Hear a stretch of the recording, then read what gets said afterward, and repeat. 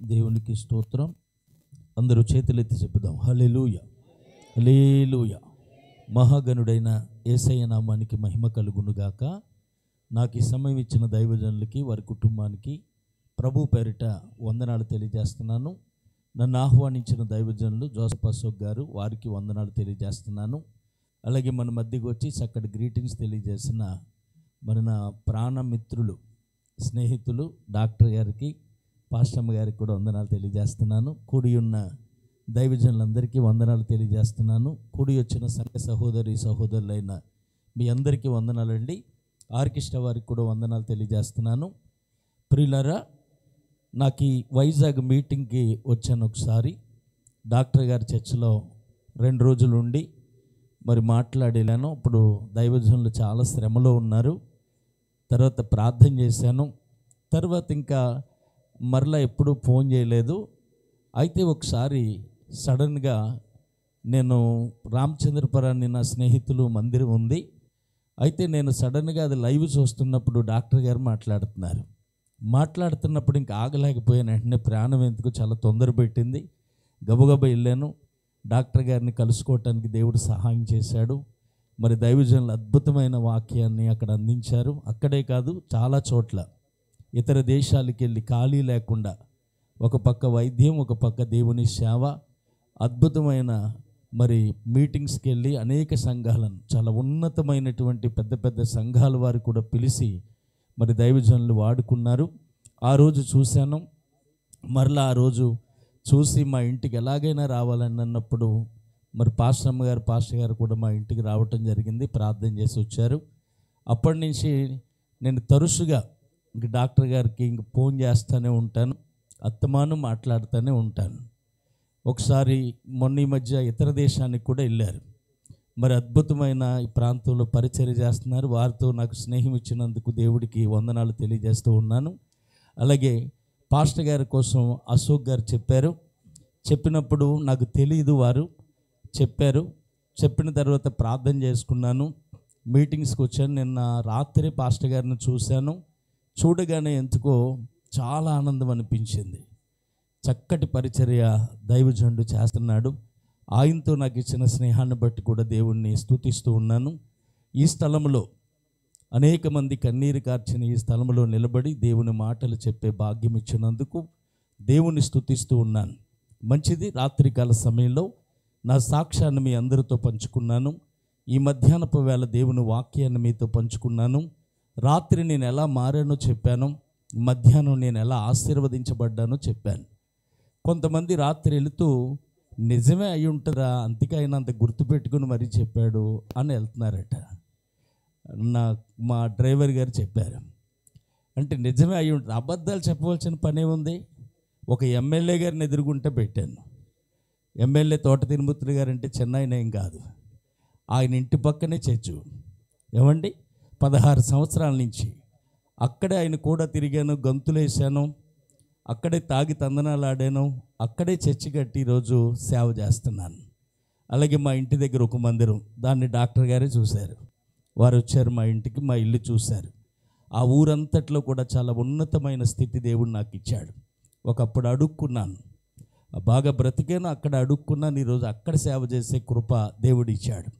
నేను వస్తుంటే డాక్టర్ గారు వాక్యం చెప్తున్నారు. ఇప్పుడు అంటే ప్రవక్త తన స్వదేశమందు హితుడు కాదు. అలాగే ఆ భయంకరమైన పరిస్థితి మా ఊరిలో కూడా ఉంది. డాక్టర్ గారు చెప్తుంటే నా మనసు కూడా అలాగే అనిపించింది. యేసు ప్రభుని వారు దేవుడిగా గుర్తించలేదు కనుక కార్యాలు అక్కడ జరగలేదు. అందుకే అవిశ్వాసం కాకుండా విశ్వాసం అనేది మనకు ఉండాలి. అలా ఉన్నప్పుడు మాత్రమే దేవుని కార్యాలు మనం చూడగలుగుతాం. మంచిది. ఈ సమయంలో నేరుగా దేవుని వాక్యానికి మనం వెళ్దాం. చూడండి, ఆదికాండము 28వ అధ్యాయము. ఆదికాండము 28వ అధ్యాయము, సౌండ్ పెట్టి 15వ వచనాన్ని చదువుదాం. వాక్యం చదివి సహకరించండి. 15వ వచనం. ఇదిగో, నేను నీకు తోడయ్యుండి నీ వెళ్ళు ప్రతి స్థలమందు నిన్ను కాపాడుచు ఈ దేశానికి మరల నిన్ను రప్పించదను. నేను నీతో చెప్పినది నెరవేర్చే వరకు నిన్ను విడవనని చెప్పగా. చాలండి. ఇదిగో, నేను నీకు తోడయ్యుండి నీ వెళ్ళి ప్రతి స్థలమందు నిన్ను కాపాడుచు ఈ దేశానికి మరలా నిన్ను రప్పించదను, నేను నీతో చెప్పినది నెరవేర్చే వరకు నిన్ను విడవనని చెప్పగా. ప్రార్థన చేసుకుందాం. మహాపరిశుద్ధుడా, ఘనమైన తండ్రి, నీ ఘనమైన నామానికి వందనాలు, నీ ఉన్నత నామానికి స్తోత్రాలు, నీ మహోన్నత నామానికి వందనాలు. దేవాతి దేవుడమైన ప్రభ, ఇంతవరకు ప్రార్థన ద్వారా, పాటల ద్వారా, ఆరాధన ద్వారా నీ నామానికి మహిమ తెచ్చుకున్నారు. నిలవబట్టక అర్హత లేని వారిని నీ ఆత్మ సహాయం కోరుకుంటున్న దీనుణ్ణి తండ్రి, కరుణించి కనికరించి మా అందరితో మీరు మాట్లాడండి. ఆటంకపరిచే అభ్యంతరాలు పెట్టి అనాలోచనలు పెడుతున్న ప్రతి విధమైన దెయ్యపు శక్తులను నజరేయుడైన యేసు నామములో బంధిస్తున్నాను. కృపగల నీ హస్తాలకి మమ్మల్ని అప్పగిస్తూ యేసు నామములో అడుగుచున్నాను పరమ తండ్రి, ఆమేన్. దేవుడికి స్తోత్రం. కూడి వచ్చిన మీ అందరికీ మరొకసారి వందనాలు తెలియజేస్తూ ఉన్నాను. చదవబడిన వాక్య భాగము ఆదికాండము 28వ అధ్యాయము 15వ వచనాన్ని మనం చదువుకున్న వాక్య భాగంలో దేవాతి దేవుడైన యెహోవా మాట్లాడుతూ ఉన్నాడు.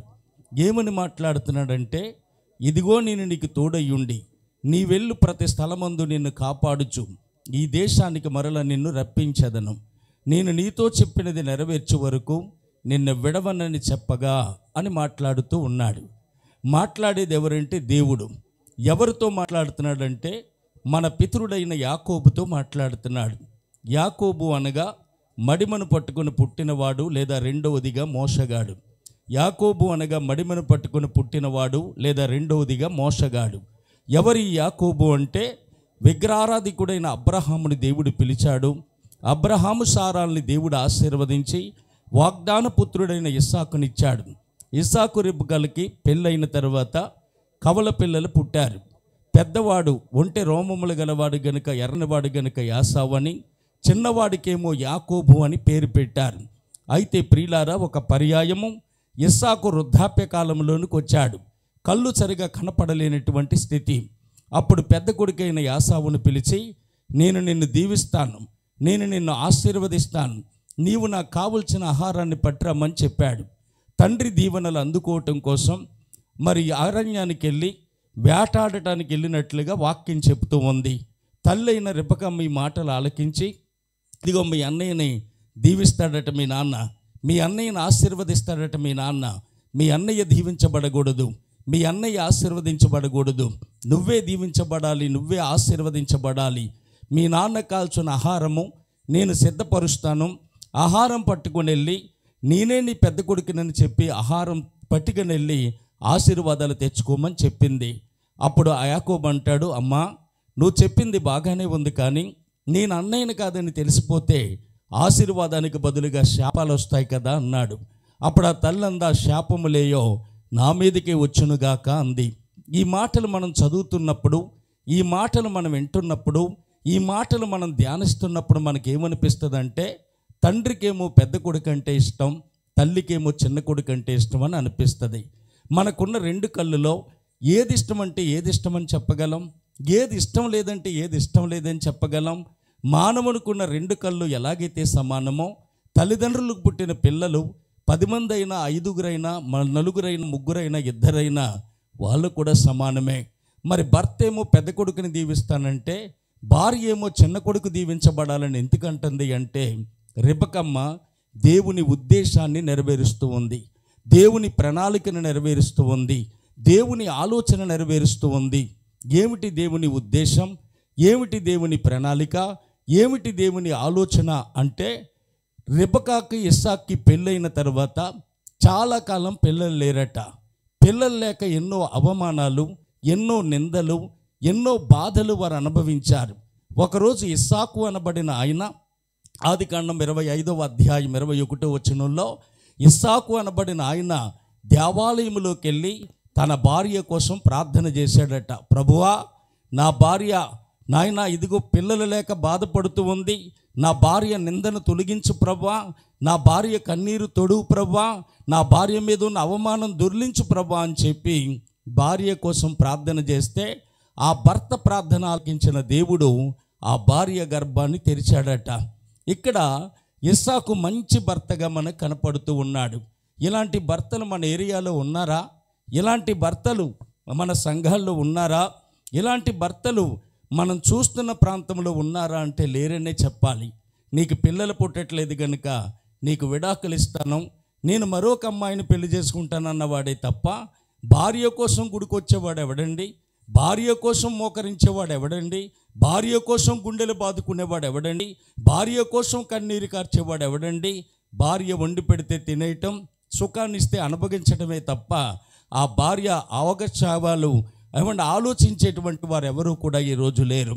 కానీ ఇస్సాకు మంచి భర్త తన భార్య కోసం ప్రార్థన చేసినప్పుడు ఆ ప్రార్థన ఆలకించిన దేవుడు ఆ భార్య గర్భాన్ని తెరిచాడు.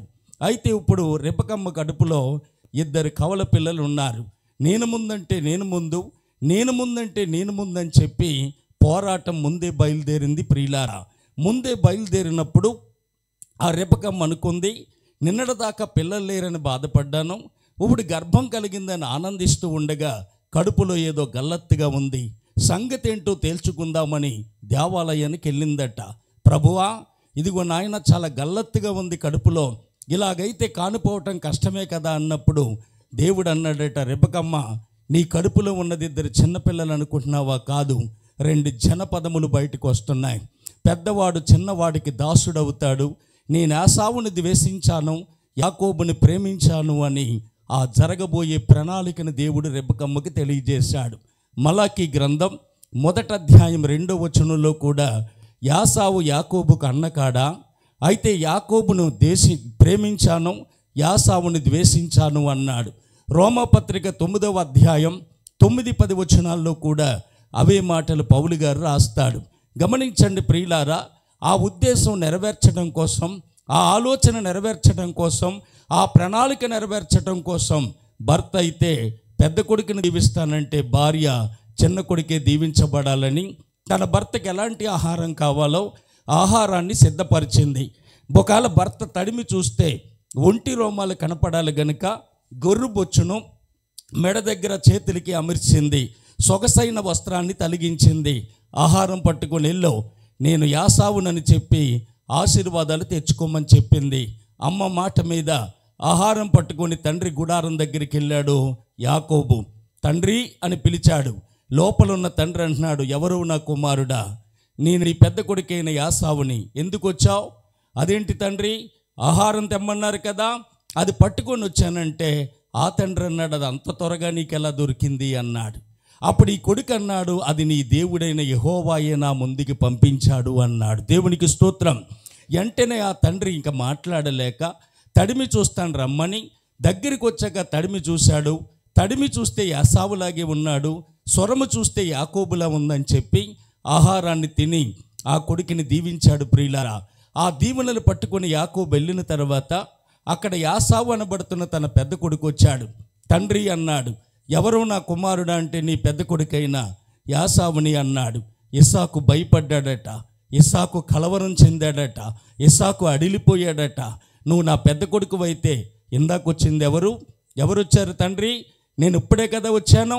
నీ సహోదరుడైన యాకోబు మనసున కపటోపాయం పన్ని నీ వల్ల వచ్చి నీకు రావలసిన ఆశీర్వాదాలు తీసుకొని పోయాడని చెప్పాడు. వెంటనే అతను అంటాడు, లేదు తండ్రి, నాకు ఒక్క ఆశీర్వాదమైనా ఉంచలేదా? నాకు ఆశీర్వాదం కావాలి, నన్ను దీవించండి అంటే, లేదు నా కుమారుడా, ఆ మనుషుణ్ణి నేను నిజముగా దీవించాను అన్నాడు.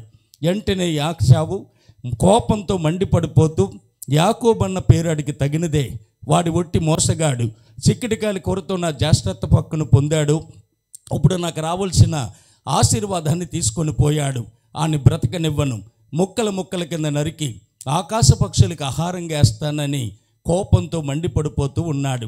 ఆ మాటలన్నీ కూడా రెబెక్కమ్మ ఆలకించి తన చిన్న కొడుకైన యాకోబును పిలిచి, మనం చేసింది మీ అన్నయ్యకి తెలిసిపోయింది, ఇక్కడ ఉంటే మీరిద్దరూ కొట్టుకుంటారు, ఒకరోజే ఇద్దరిని పోగొట్టుకున్నదాన్ని అవుతాను గనుక నువ్వు ఇక్కడ ఉండొద్దు, నీ మేనమామ ఇంటికి వెళ్ళిపో, అన్నయ్య కోపం తగ్గాక నిన్ను అక్కడి నుంచి పిలుస్తాను అని చెప్పింది.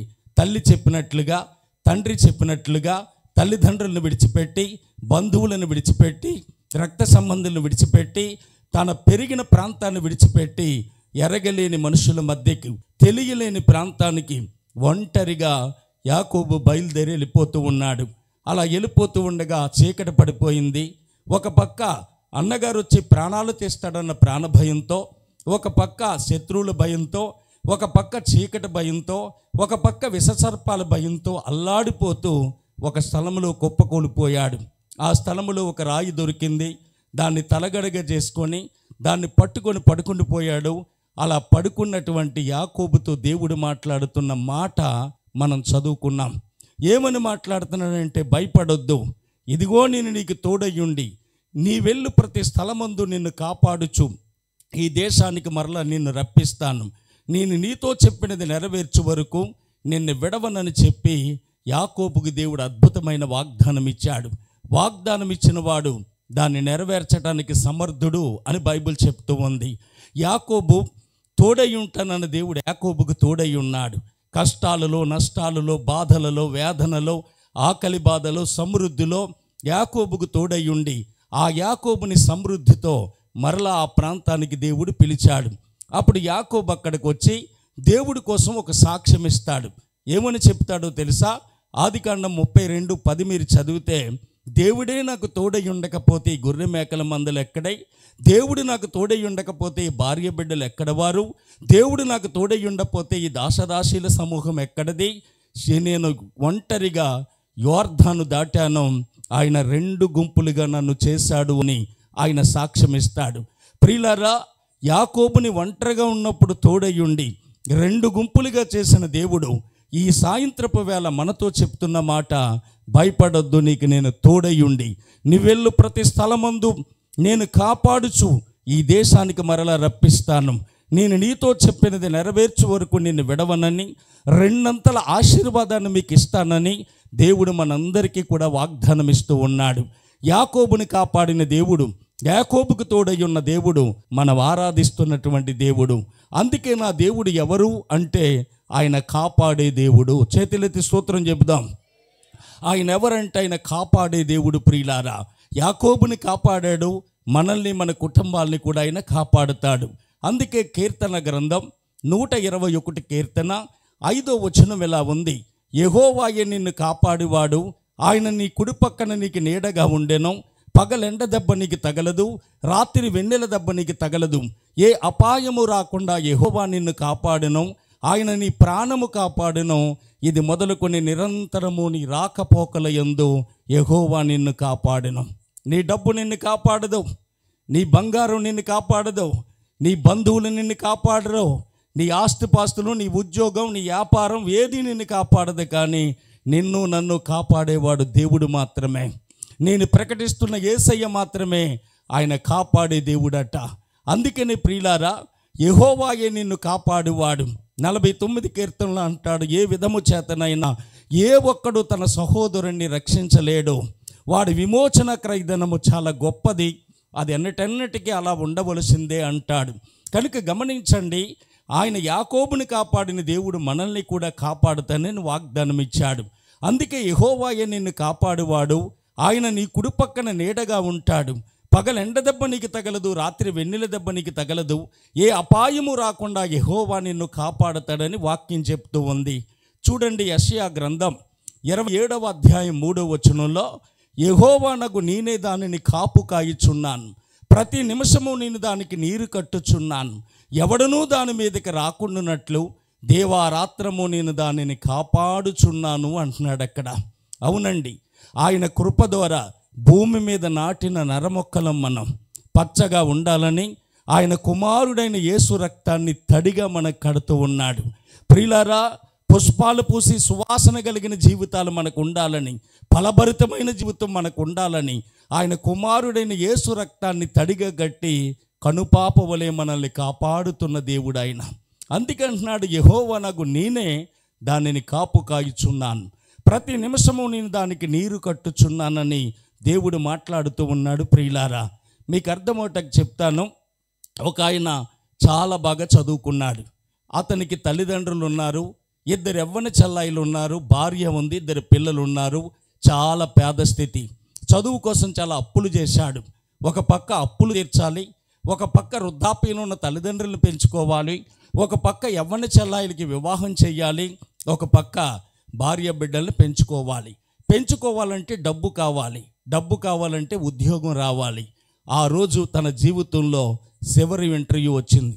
ఆ చివరి ఇంటర్వ్యూలో ఎలాగైనా ఉద్యోగం రాకపోతే ఇంకా నాకు ఉద్యోగం ఉండదని ఎలాగైనా వెళ్తాను, బ్రతిమలాడతాను, వారి కాళ్ళు పట్టుకుంటాను, కనీసం 5,000 రూపాయల నెలకైనా ఆ ఉద్యోగాన్ని సంపాదిస్తానన్న ఆశతో తను వెళ్ళాడు. అతను వెళ్ళిన తర్వాత అక్కడికి వెళ్ళగానే అక్కడ ఉన్నటువంటి ఆ మేనేజర్ వచ్చి అన్నాడు, పలానా సుబ్బారావు నువ్వేనా? నేనేనండి అయ్యా, నీకు ఉద్యోగం ఇచ్చానన్నాడు. అలా ఉండిపోయాడు. అవును అన్నట్టు, నీకు జీతం ఎంతో చెప్పలేదు కదా, 1,00,000 రూపాయలు అన్నాడు. వెంటనే కిందడిపోయినా ఓ బాల్చన్నీళ్ళు మొక్కను కొట్టి, 1,00,000 రూపాయలు చాలదా, పోనీ 2,00,000 అన్నాడు.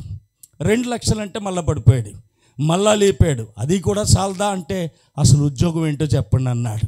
నువ్వు లోయల్లోనికి వెళ్ళొద్దు, సముద్రాలు ఏదొద్దు, కొండలు ఎక్కక్కర్లేదు, ఒక ఏసీ గదిలో మంచి పరుపు మీద నేను కూర్చోబెడతాం, కంటి మీద కునికేయకుండా రాత్రి పగలు చూడటమే అన్నాడు. చేస్తాడా చెప్పండి? చేస్తాడా? చేయగలరా? ఆ ఉద్యోగం లేకపోతే తనకి దారి లేదు. తల్లిదండ్రులు ఒక పక్క, భార్య బిడ్డలు ఒక పక్క, చెల్లాయిలు ఒక పక్క, అప్పులు ఒక పక్క, ఇవి తీరాలంటే ఉద్యోగం రావాలి. కానీ ఆ ఉద్యోగం లేకపోతే దారి లేదు. అయినంత మాత్రాన 2 లక్షలు కాదు 10 లక్షలు ఇచ్చినా ఆయన ఉద్యోగం చేయలేడు. ఒక చెల్లి లేక పిల్లోడు పుట్టాడు, ఆడుకుంటున్నాడు. ఆ పిల్లోడు కోసం ఎన్నో వ్రతాలు చేసింది, ఎన్నో యాగాలు జరిపించింది, ఎంతో డబ్బు ఖర్చు పెట్టింది. పిల్లలు లేరు, చాలా బాధపడుతుండగా దేవుడు బిడ్డనిచ్చాడు. ఆ బిడ్డ పుట్టగానే ఆనందించింది. ఆ బిడ్డ ఆడుకుంటూ అరుగు మించి కింద పడిపోయాడు, తలకి దెబ్బ తగిలింది. డాక్టర్ గారి దగ్గరికి తీసుకెళ్లారు. డాక్టర్ గారు అన్నారు, అమ్మా ఏం భయపడొద్దు, ప్రమాదం ఏమీ లేదు, నీ బిడ్డ రిపోర్ట్లు మంచిగానే వచ్చినాయి, అయితే రేపొద్దున కల్లా స్పృహలోకి వస్తాడు. ఈ రాత్రి 12:49కి ఒక ట్యాబ్లెటు, 1:49కి ఒక ట్యాబ్లెటు, అలాగే 2:49 ఒక ట్యాబ్లెట్ అయ్యమ్మా, చాలు, నీ బిడ్డ ఉదయానికి అమ్మ అని పిలుస్తాడు అని చెప్పాడు. చెప్పగానే ఆ బిడ్డ యొక్క అమ్మమ్మ అంటుంది, అయ్యో పిచ్చి తల్లి, నీ బిడ్డ కోసం ఇప్పుడు వరకు చాలా బెంగ పెట్టుకున్నావు, డాక్టర్ గారు చెప్పారు కదా స్పృహలోకి వస్తాడమ్మా, ఏం కాదు, మీ అత్తగారు నేను ఇక్కడ ఉంటాం, నువ్వు ఇంటికి వెళ్ళి కొంచెం స్నానం చేసి ఇంత ముద్ద ఎంగిలి పడరా అమ్మా అంది. అనగానే వెళ్ళిపోద్దా తల్లి? వెళ్ళిపోద్దా? చెప్పండి ఏమంటుందో తెలుసా? నన్ను భోంచేయమని మీరు అనొద్దు, నా కొడుకు స్పృహలోకి వచ్చి అమ్మా అని పిలిస్తేనే కానీ నేను మంచినీళ్ళు కూడా తాగనంటది. బిడ్డల హాస్పిటల్లో ఉంటే పలావులు తినే తల్లులు కూడా ఉన్నారండి. బిడ్డల హాస్పిటల్లో ఉంటే సినిమాలకు వెళ్ళే తల్లులు కూడా ఉన్నారండి. బిడ్డల హాస్పిటల్లో ఉంటే తైతక్కలాడే తల్లులు కూడా ఉన్నారండి. కానీ నిజమైన తల్లి అయితే ఏమంటుందో తెలుసా? నా బిడ్డ స్పృహలోకి వచ్చి అమ్మా అని పిలిస్తేనే కానీ నాకు మంచినీళ్ళు కూడా వద్దు అంటది. ఆ రాత్రి మెలకుగా ఉండి ట్యాబ్లెట్లు వేసింది. పొద్దున డాక్టర్ గారు వచ్చి అన్నారు, ఈ రాత్రి కూడా అయ్యమ్మా అన్నారు.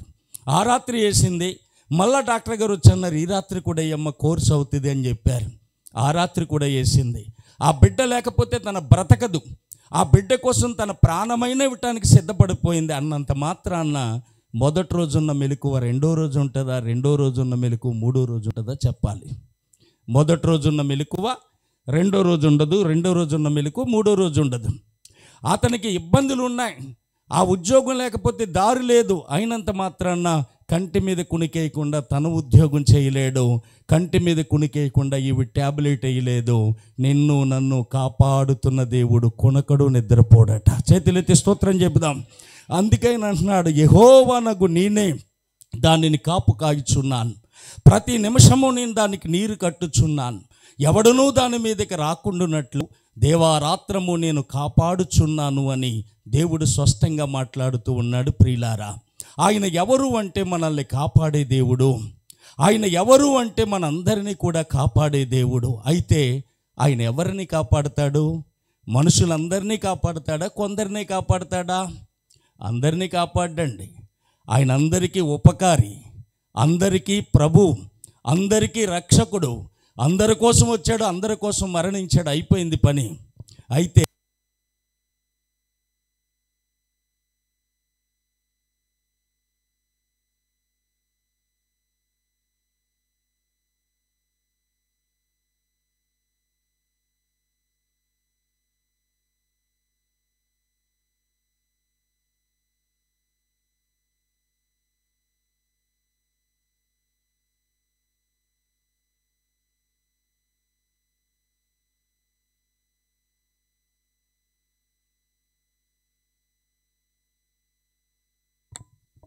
హల్లెలూయా. దేవుని స్తోత్రం చెబుదాం. హల్లెలూయా. ఆయన అందరికీ ఉపకారి, అందరికీ ప్రభువు, అందరికీ రక్షకుడు, అందరి కోసం వచ్చాడు, అందరి కోసం మరణించాడు, రక్తం చిందించాడు, పాపానికి ప్రాయశ్చిత్తం చేశాడు, అయిపోయింది. అయితే ఆయన అందరినీ కాపాడు, కొందరిని మాత్రమే కాపాడుతాడు. ఆ కొందరిలో ఈ రాత్రి మన కుటుంబాలు ఉన్నాయో లేదో జాగ్రత్తగా చూసుకోవాలి. ఆ కొందరిలో ఈ రాత్రి మన కుటుంబాలు లేకపోతే ఆ కొందరిలో నన్ను ప్రవేశపెట్టు ప్రభు అని చెప్పి మనం దేవునికి ప్రార్థన చేయవలసిన వారమై ఉన్నాం.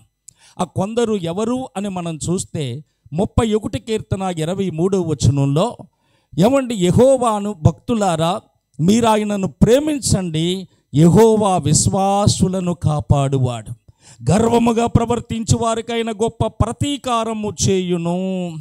గర్వాంధులను కాపాడండి, గర్వాంధులను గద్దులు దింపుతాడు, దీనులకు కృప అనుగ్రహించే దేవుడైన.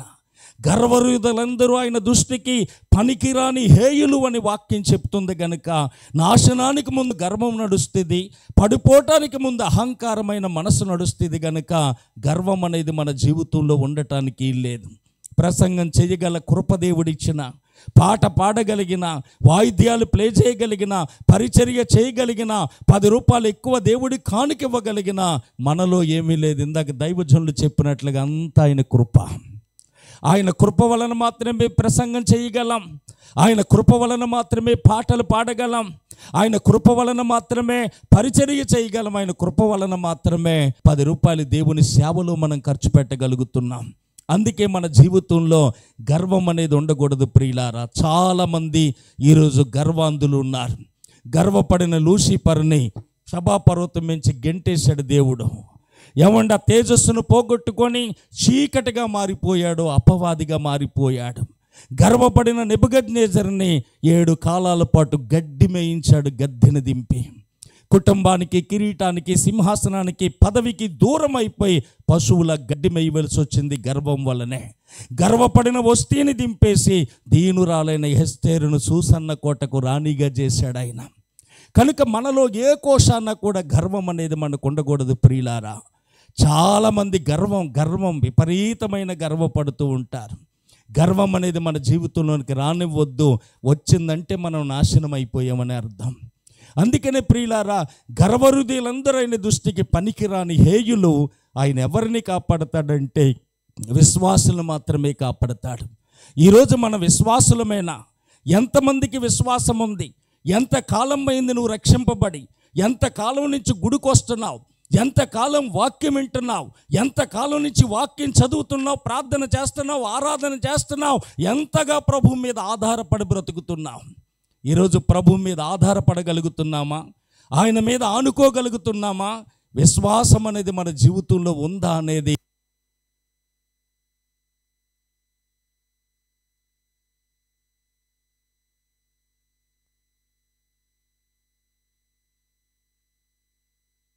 హల్లెలూయా. విశ్వాసం అనేది మన జీవితంలో ఉందా అని ఎవరికాలుగా పరీక్ష చేసుకోవాలి. ఒకవేళ ఆయన కాపాడేటువంటి జాబితాలో మనం లేకపోతే, మన కుటుంబాలు లేకపోతే, ఆ జాబితాలో ఈ రాత్రి నన్ను ప్రవేశపెట్టు ప్రభు అని ప్రార్థన చేసి అందులో మనం జాయిన్ అవ్వాలి. కనుక ప్రియులారా, ఆయన విశ్వాసులను మాత్రమే కాపాడుతాడు. ఈరోజు విశ్వాసులు అనబడిన వారు ఉన్నారా? విశ్వాసం అనేది ఉందా? అయితే ఎంతగా నువ్వు ప్రభు మీద ఆధారపడుతున్నావు, ఎంతగా ప్రభు మీద ఆనుకున్నావు, ఎంతగా ప్రభు కోసం ఎదురు చూస్తున్నావు అనేది కూడా ఎవరికాలుగా సుపరీక్ష చేసుకోవాలి. 12వ కీర్తన 1వ వచనంలో, యెహోవా నన్ను రక్షింపుము, భక్తి గలవారు లేకపోయిరి, విశ్వాసుల నరులలో నుండకుండా గతించిపోయిరి అంటుంది వాక్యం. యెహోవా నన్ను రక్షింపుము, భక్తి గలవారు లేకపోయిరి, విశ్వాసులు నరులలో ఉండకుండా గతించిపోయిరి. ఒకప్పుడు సంఘాలలో విశ్వాసులు ఉండేవారండి, ఒకప్పుడు విశ్వాసుల్లో విశ్వాసం ఉండేదండి. కానీ రాను రాను విశ్వాసులు కాస్త పిశాసులుగా మారిపోయారండి. ఈరోజు విశ్వాసం అనేది కనపట్టలేదు ప్రియులారా, కనపట్టలేదు. రకరకాల వాటి మీద ఆధారపడే వాళ్ళు ఎక్కువైపోతున్నారు ఈరోజు. ఎదురుల మీద ఆధారపడతారు, తిథుల మీద ఆధారపడతారు, నక్షత్రాల మీద ఆధారపడతారు, ముహూర్తాల మీద ఆధారపడతారు, సిద్ధాంతాల మీద ఆధారపడతారు. కానీ సృష్టికర్త అయిన దేవుని మీద మాత్రం ఆధారపడే వాళ్ళు లేరు.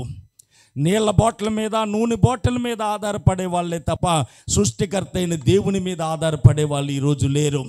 దేవుని మీదే ఆధారపడాలి మనం. యెహోవా నన్ను రక్షింపుము, భక్తి గలవారు లేకపోయిరి, విశ్వాసులు నరులలో నుండకుండా గతించిపోయిరంటుంది వాక్యం. విశ్వాసులు లేరు, అందరూ పిశాసులే. ప్రియులారా, నేనన్న మాట కాదు, యేసుప్రభువారు చెప్పారు, నా రాకడ పర్యాంతం విశ్వాసుల్లో విశ్వాసాన్ని నేను కనుగొంటానా? నేను వస్తున్నాను కదా యూదా గోత్రపు కొదమ సింహముగా, నేను వచ్చేటప్పుడు విశ్వాసుల్లో విశ్వాసాన్ని నేను కనుగొంటానా అని ప్రభువు చెప్పాడు. ఎందుకన్నాడు ఆ మాట అంటే, ఒక పర్యాయము యేసుప్రభువారు ఆయన శిష్యులను తీసుకొని అద్దరికి వెళ్దామని బయలుదేరాడు నామలో. ఆ శిష్యులు నామను గెంటుతూ ఉండగా ఆయన దోణి అమరాన్న తలవాల్చుకొని విశ్రాంతి పొందుతూ ఉన్నాడు.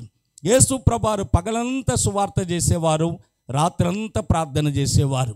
ఆయనకి రెస్ట్ ఉండేది కాదు. ఈ స్థలం నుంచి ఇంకో స్థలం వెళ్ళినప్పుడు మాత్రమే ఆ మార్గములో ఆయన రెస్ట్ తీసుకునేవాడు ప్రయాణంలో. కనుక ప్రియులారా, ఆయన దోణి అమరాన్న తలవాల్చుకొని విశ్రాంతి పొందుతూ ఉండగా భయంకరమైన తుఫాను వచ్చింది.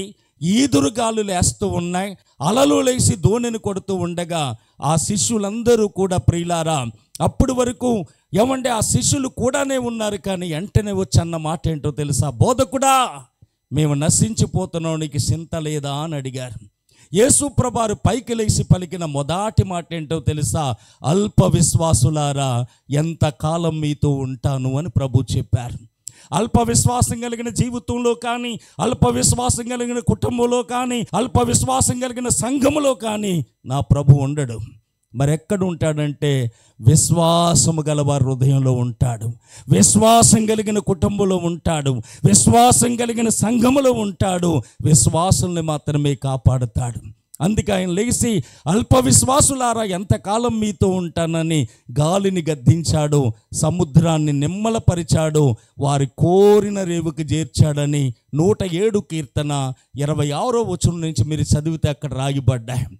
ఏమండి, మరొక పర్యాయము మార్కు సువార్త 9వ అధ్యాయం 24వ వచనం నుంచి మీరు చదివితే, ఒక పెద్ద ఆయన ఒక బిడ్డను తీసుకొని యేసు ప్రభు దగ్గరికి వచ్చి, ఈడు నా కొడుకయ్యా, ఈడు కాక కొడుకే కానీ కూతురే కానీ నాకు లేరయ్యా, ఈడే నా వంశోద్ధారకుడు అనుకున్నానయ్యా, కానీ వీడికి తరచుగా భయంకరమైన రోగం వచ్చింది. అగ్ని దగ్గరికి వెళ్తాడు, అగ్నిలో పడిపోతాడు, నీటి దగ్గరికి వెళ్తాడు, నీటిలో పడిపోతాడు. బాగు చేయమని శిష్యుల దగ్గరికి తీసుకెళ్ళాం, వాళ్ళ వల్ల ఏమీ కాలేదు, నీ వలనైతే ఆని బాగు చేయమన్నాడు. యేసుప్రభు అన్నాడు, నా వలన అవుతుంది కానీ నీ వలన ఒకటి అవ్వాలన్నాడు. నా వలన ఏమవ్వాలి? నమ్ముట నీ వలనైతే నమ్మువానికి సమస్తము సాధ్యమేనని ప్రభు చెప్పాడు. అప్పుడు ఆ తండ్రి, నమ్ముతున్నాను ప్రభువా, అపనమ్మకం రాకుండా నాకు సహాయము చెయ్యి, అపనమ్మకం వస్తే నా కొడుకు నాకు దక్కడయ్యా, అపనమ్మకం రాకుండా నా సహాయము చెయ్యి, నమ్ముతున్నాను అన్నప్పుడు ఆ బిడ్డను ముట్టి బాగు చేసి ఆ తండ్రికి యేసయ్య అప్పగించాడు. ఆ బిడ్డను తీసుకొని సంతోషంగా తండ్రి వెళ్ళాడని వాక్యంలో రాయబడింది. ఆ తర్వాత ఆయన శిష్యులు వచ్చి అన్నారు, బోధకుడా, మేము ఎందుకు వెళ్ళగొట్టలేకపోయాం, నువ్వెలా వెళ్ళగొట్టావు అని అడిగారు. అప్పుడు యేసుప్రభు అన్నాడు, విశ్వాసము లేని మూర్ఖతరము వారులారా, ఎంతకాలం మిమ్మల్ని నేను సహిస్తాను అని ప్రభు చెప్పాడు. అక్కడేమో అల్ప విశ్వాసులారా అన్నాడు, ఇక్కడేమో విశ్వాసము లేని మూర్ఖతరము వారులారా, ఎంతకాలం మిమ్మల్ని నేను సహిస్తానన్నాడు. అందుకే వాళ్ళందరూ కలిసి దేవుడి దగ్గర ప్రార్థన చేశారు. ఏమని? లూకాసు వార్త 17వ అధ్యాయం 5వ వచనంలో, మా విశ్వాసాన్ని పెంపొందించు నాయన, విశ్వాస వీరుల జాబితాలో మమ్మల్ని పెట్టు ప్రభువా, మా విశ్వాసంలో మాకు అభివృద్ధి కావాలి నాయన, డబ్బులో కాదు, పేరులో కాదు, ప్రఖ్యాతిలో కాదు నాయన, మాకు విశ్వాసంలో డెవలప్మెంట్ కావాలని వాళ్ళు ప్రార్థన చేసి విశ్వాసాన్ని పొందుకున్నారు. ఏ రోజైనా అలాంటి ప్రార్థన మనం చేసామా?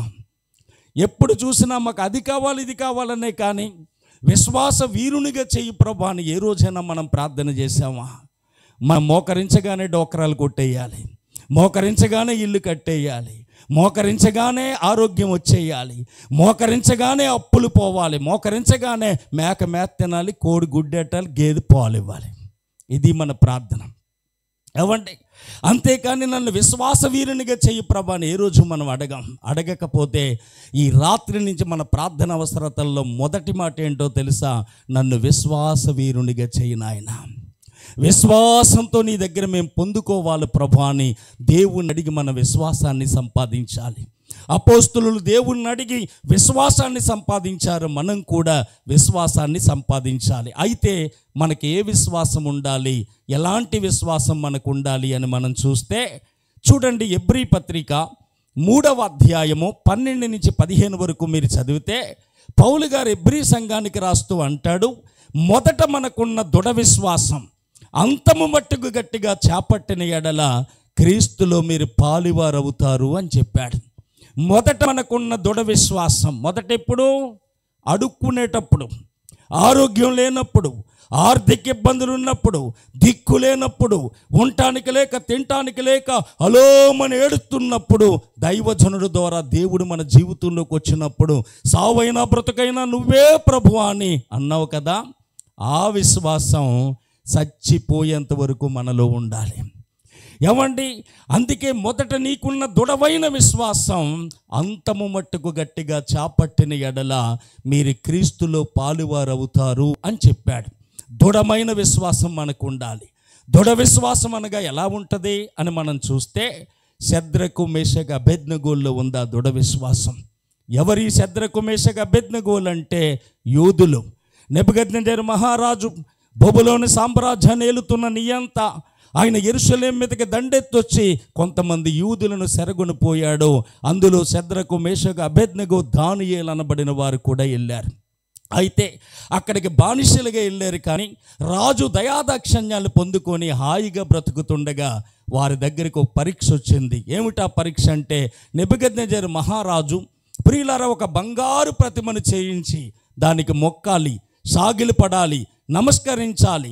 మొక్కని వారిని, సాగిలిపడని వారిని, నమస్కరించిన వారిని తీసుకెళ్ళి బగబగా మండుతున్న అగ్నిగుండంలో వేస్తానని ఆజ్ఞ జారీ చేశాడు. అందరూ మొక్కుతున్నారు, సాగిలి పడుతున్నారు, నమస్కరిస్తున్నారు. శద్రకు మేషకు అబేద్నెగోలు మాత్రం మొక్కలేదట, నమస్కరించలేదట, సాగిలి పడలేదట.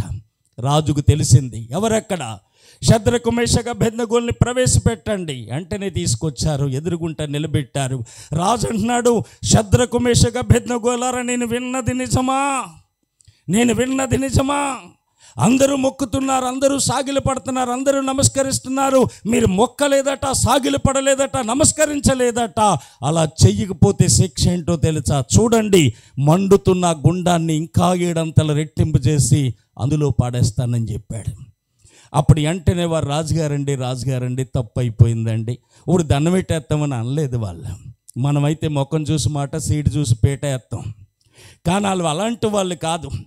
యేసయ్య రక్తంలో కడగబడిన వారు, రోషం గల దేవుని బిడ్డలు గనుక వాళ్ళు అన్న మాట ఏంటో తెలుసా? నెబుకద్నెజరు పేరెట్టి పిలుస్తున్నారు, ఇందును గూర్చి నీకు సమాధానం చెప్పవలసిన అవసరత మాకు లేదు. పడాయ్, 7 కాదు 14 గంటలు రెట్టింపు చేసి పడాయ్. మండుతున్న అగ్నిగుండము నుంచి రక్షించటానికి మా దేవుడు సమర్థుడు. ఒకవేళ రక్షించకపోయినా ప్రాణాలు ఇస్తాం కానీ ప్రతిమకు మొక్కనన్నారు. తప్పట్లు కొడతారా? మండుతున్న అగ్నిగుండము నుంచి రక్షించడానికి మా దేవుడు సమర్థుడు. ఒకవేళ రక్షించకపోయినా ప్రాణాలు ఇస్తాం కానీ ప్రతిమకు మొక్కనన్నారు. రాజు కోపావేశుడై ఎవరక్కడ ఉన్న పాటని తీసుకెళ్ళి అగ్నిలో పాడేయండి అన్నాడు. తీసుకెళ్ళి పడేశారు. విచిత్రం ఏంటంటే పాడేటకి వెళ్ళిన పైన ఉన్న వాళ్ళు కాలిపోయారు, కానీ అందులో ఉన్న వాళ్ళు ఆడుకుంటున్నారు. చూసారా? ఏమండి, వెంటనే రాజు అనుకున్నాడు, ఎక్కడి నుంచో బానిసలుగా వచ్చి నా దయాదాక్షణ్యాల వల్ల బ్రతుకు తీయలకింత పొగరా, పైనున్న వాళ్ళే బూడిదైపోతే లోపలున్న వాళ్ళు ఇంకేమైపోయారని రాజు చూశాడు. రాజు కళ్ళు తిరిగినాయి. ఎవరెక్కడ? మనం శద్రకు మేషకు అబేద్నెగోలన్న ముగ్గురినే కదా పారవేశాం. అవును రాజా, ముగ్గురినే పారవేశాం. నాకు 4 కనపడుతున్నారు. 4వ వాడు ముఖం దేవదూత వలె తేజరెల్లుట నేను చూస్తున్నానన్నాడు. వెంటనే గుండం దగ్గరకు వచ్చి, శద్రకు మేషకు అబేద్నెగోలారా, జీవము గల దేవుని సేవకులారా, బయటికి రండి. వెంటనే వచ్చారు. అక్కడున్న వాళ్ళందరూ వాసన చూస్తే వాళ్ళ దేహం అగ్ని వాసన కూడా రాలేదట. ఎబ్రీ పత్రిక 11:34 అంటుంది, వారు అగ్ని బలమును సల్లార్చారట. రాజు అంటున్నాడు, ఈ విధంగా రక్షించుటకు వీరి దేవుడే సమర్థుడు, వీరి దేవుడే పూజార్హుడు. ఆయన కాక ఇంకెవరికి మొక్కినా వాళ్ళ వీళ్ళంతా కూడా పెంటకు పొమ్మలే తుత్తి నీళ్ళకి నరకబడద్దని ఆజ్ఞ జారీ చేశారు. శద్రకు మేషకు అబేద్నెగోలో ఉన్న విశ్వాసం దృఢ విశ్వాసం. ఎలాంటి విశ్వాసం అంటే, రాజుగారు చెప్పినట్లుగా ఈ బొమ్మకు మొక్కితే ఈ అగ్నిగుండమే తప్పించబడతాం, కానీ రాజుల రాజు అయిన యేసయ్య చెప్పినట్లుగా మొక్కకుండా ఉంటే ఆ గుండము తప్పించబడతాం, ఈ గుండము తప్పించబడతాం. అందుకనే ఆ విశ్వాసంతో అగ్నిగుండం నుంచి రక్షింపబడ్డారు. ప్రియులారా గమనించండి, అందుకనే వారిలో ఉన్నటువంటి ఆ దృఢ విశ్వాసం ఈరోజు మనకు కావాలి. మా ఊరిలో ఒక ఆవిడ ఉంది, దాదాపు 35 సంవత్సరాల నుంచి యేసు ప్రభుని నమ్ముకుంది. నాకు పెద్దమ్మ అవుతుంది. అయితే ఒకరోజు నేను అడిగాను, పెద్దమ్మ నీ సాక్ష్యం ఏంటమ్మా అని అడిగాను. దేవుణ్ణి ఎలా నమ్ముకున్నావమ్మా, యేసు ప్రభు నీ కుటుంబంలోకి ఎలా వచ్చాడమ్మా అంటే, ఆ తల్లి నాతో చెప్పింది, కడుపులో నొప్పి వచ్చేదట. కడుపులో నొప్పి వచ్చేది, అన్నం తిన్న నొప్పి వచ్చేది, తినకపోయినా నొప్పి వచ్చేది, పడుకున్న నొప్పి వచ్చేది, మెలుగుకున్న నొప్పి వచ్చేది. ఆ నొప్పి భరించలేక ఎన్నో హాస్పిటల్ తిరిగి కాకినాడ రెడ్డి నాయుడు గారు అనే హాస్పిటల్కి వెళ్ళిందట. ఆయన అన్నాడట, నీ కడుపులో కంతుంది, ఆపరేషన్ చెయ్యాలి, 15,000 అవుతుంది, మరి పెట్టుకోగలవా అన్నారట. ఆ రోజుల్లో ఇంటికి వచ్చింది, కొంతగా స్థలాలుంటే అమ్మేసింది, గేదెలుంటే అమ్మేసింది, ఇటుక బట్టీలో భర్తని పిల్లల్ని పెట్టి కొంత డబ్బు తీసుకొని 15,000 పట్టుకొని వెళ్ళింది. అప్పుడు డాక్టర్ గారు అన్నారు, రిపోర్ట్ వచ్చిందమ్మా, అది క్యాన్సర్ కంతి, కత్తేయకూడదు, ఆపరేషన్ జరగదు, ఇంటికి వెళ్ళిపో, నీకు ఏది కావాలితే తినే అన్నారు. డాక్టర్ గారు ఏది కావాలితే తినే అన్నారంటే అర్థం ఏంటంటే వెళ్ళిపోతామని. ఇది తినొద్దు అన్నారంటే కొంతకాలం బ్రతుకుతామని. ఏమండి, కనుక అనగానే ఇంటికి వెళ్ళిపోయింది. బంధువులందరూ వస్తున్నారు, పలకరిస్తున్నారు. డాక్టర్ గారు ఏమన్నారు, ఏ మందులు రాశారు అన్నీ అడిగి, కొంతమంది వెళ్ళిపోతూ బతకదట, డాక్టర్ గారు ఇంటికి తీసిపోమన్నారట అని చెప్తున్నారు. ఆ మాటలన్నీ తనకు బాధ కలిగి, ఎలాగైనా చనిపోతానా, చనిపోయేదేదో ఈ రాత్రే చనిపోదామని సావుకు ముహూర్తం పెట్టిందట ఆవిడ. ఈ లోపల అందరితో పాటు పేటలో ఉన్న ఒక ఆవిడ పేరు శాంతమ్మ, ప్రభుని నమ్ముకుంది. ఆవిడ కూడా అక్కడికి వచ్చి ఆవిడని కేకేసి, సత్తమ్మ గారు డాక్టర్ గారు వెళ్ళిపోమన్నారట కదా, ఈ డాక్టర్ గారు ఇలాగే చెప్తారు, నేను మరో డాక్టర్ దగ్గరికి తీసుకెళ్తాను, వస్తావా అందట. ఆవిడ దేవుణ్ణి నమ్ముకుందని ఈవిడికి తెలుసు కనుక ఈవిడంది, ఎవడాడు అందట. కొంతమందికి సవరమైనా వివరం రాదు, సవరం అయిపోయినా వివరం రాదు, పొగర మాత్రం తగ్గదు. ఏమండి, నాకు బాగా తెలిసిన సత్యం, యేసు ప్రభు కావాలంటే డబ్బైనా పోవాలి, జబ్బైనా రావాలి. అవి రాకుండా యేసు ప్రభు రాడు మన దగ్గరికి. ఏమండి, ఏసే మార్గం అంటే రారు. యేసు స్వస్థపరుస్తున్నాడంటే పరిగెత్తుకు వస్తారు. కనుక ఎవడాడు అంటే, అయ్యి బాబా అలా అనకమ్మ, ఆయన పాపులకు రక్షకుడు, రోగులకు పరమ వైద్యుడు, ఆయనే ప్రభు అయిన యేసు ప్రభువారు. చర్చికి తీసుకెళ్తానమ్మా, పాస్టర్ గారు ప్రార్థన చేస్తారమ్మా అంటే, మేము పెద్ద కాపులం, మేము వస్తామనుకున్నావా, ఇలాంటి ఎదవ కోర్లు చెప్పుకో అందట. అనగానే ఆవిడ శాంతమ్మ, ప్రభు నమ్ముకున్న వాళ్ళు ఎంత శాంతంగా ఉంటారో మీకు తెలందే ఉంది. ఆవిడందట, బ్రతకాలంటారా లేకపోతే సావు అందట. ఎంత శాంతమో చూడండి. అప్పుడు వెంటనే ఈవిడ ఆలోచించిందట, యేసు ప్రభువారు నాకు చేసిన అన్యాయం ఏంటి, ఇంతమంది దేవుల్ని దేవతల్ని పూజించి ఆరాధించాను కదా, ఎవ్వరూ నన్ను ఆదుకోలేదు కదా, యేసు ప్రభువారి మాటలు వినకుండా ఉన్నాను, యేసు ప్రభు మైకులు కట్టేయమన్నాను, పత్రికలు చింపేశాను, బైబిల్ కాల్చేశాను, సేవకులను తోసేశాను, నేను చేసిందే తప్పు. కానీ యేసు ప్రభు నాకేం చేశాడు అన్యాయం, ఇంతమందిని చూశాను, చివరిగా ఆయన దగ్గరికి వెళ్దామని. శాంతమ్మ, నా బాధను బట్టి అన్నాను, ఏమనుకోవద్దు, నన్ను తీసుకెళ్ళందట. నీకు రోషం రావాలని అన్నాను, నన్నేమనుకోవద్దు, రా అందట ఆవిడ. వెంటనే తీసుకెళ్ళారట. బయట జోళ్ళు తీస్తుండగా సేవకుడు వాక్యం చెప్తున్నాడట. ఏమనో తెలుసా, నిన్ను స్వస్థపరచు యెహోవాను నేనే, హిజ్కియాకు 15 సంవత్సరాల ఆయుష్ పోసాను, నీకు 15 సంవత్సరాల ఆయుష్ పోస్తున్నాను అన్నాడట. వెంటనే లోపలికి వెళ్ళి దొల్లి ఏడుస్తుందట, ప్రభువా నీ మాటలు ఏ రోజు నేను వినలేదయ్యా, నీ సేవకుల్ని ఏ రోజు గౌరవించలేదయ్యా, నీ బిడ్డల్ని హేళన చేశానయ్యా, మైకులు కట్టించానయ్యా, పేపర్లు చింపేశానయ్యా, బైబిల్ కాల్చేశానయ్యా, అయినా సరే నన్ను ప్రేమిస్తున్నావా నాయన, బ్రతుకుతానన్నావా నాయన, ఏ డాక్టర్ చెప్పలేదు, ఏ బంధువు చెప్పలేదు, నేను పూజించే దేవుళ్ళు ఎవ్వరూ చెప్పలేని మాట నువ్వు చెప్పావా నాయన అని కూర్చొని ఏడ్చేడ్చి ఆ మాటలేని చివరికి వెళ్ళి సేవకుడి దగ్గర ప్రార్థన చేయించుకుని బయటకు వస్తే ఆమె పలికిన మాట ఏంటో తెలుసా? నేను సావను, 15 సంవత్సరాలు బ్రతుకుతాను. నేను సావను. కీర్తనాకారుడు అంటాడు, నేను సావను, యుగ యుగాలు సజీవుడనే యెహోవా క్రియలు వివరిస్తాను అంటాడు. కనుక నేను సావను, 15 సంవత్సరాలు బతుకుతాను, 15 సంవత్సరాలు బతుకుతాను అంటూ ఇంటికి వచ్చేసింది. కొద్దిగా అన్నం వండుకుంది, తింది, వేడివేడిగా తింది, అలసిపోయిందేమో, నిద్ర పట్టేసింది.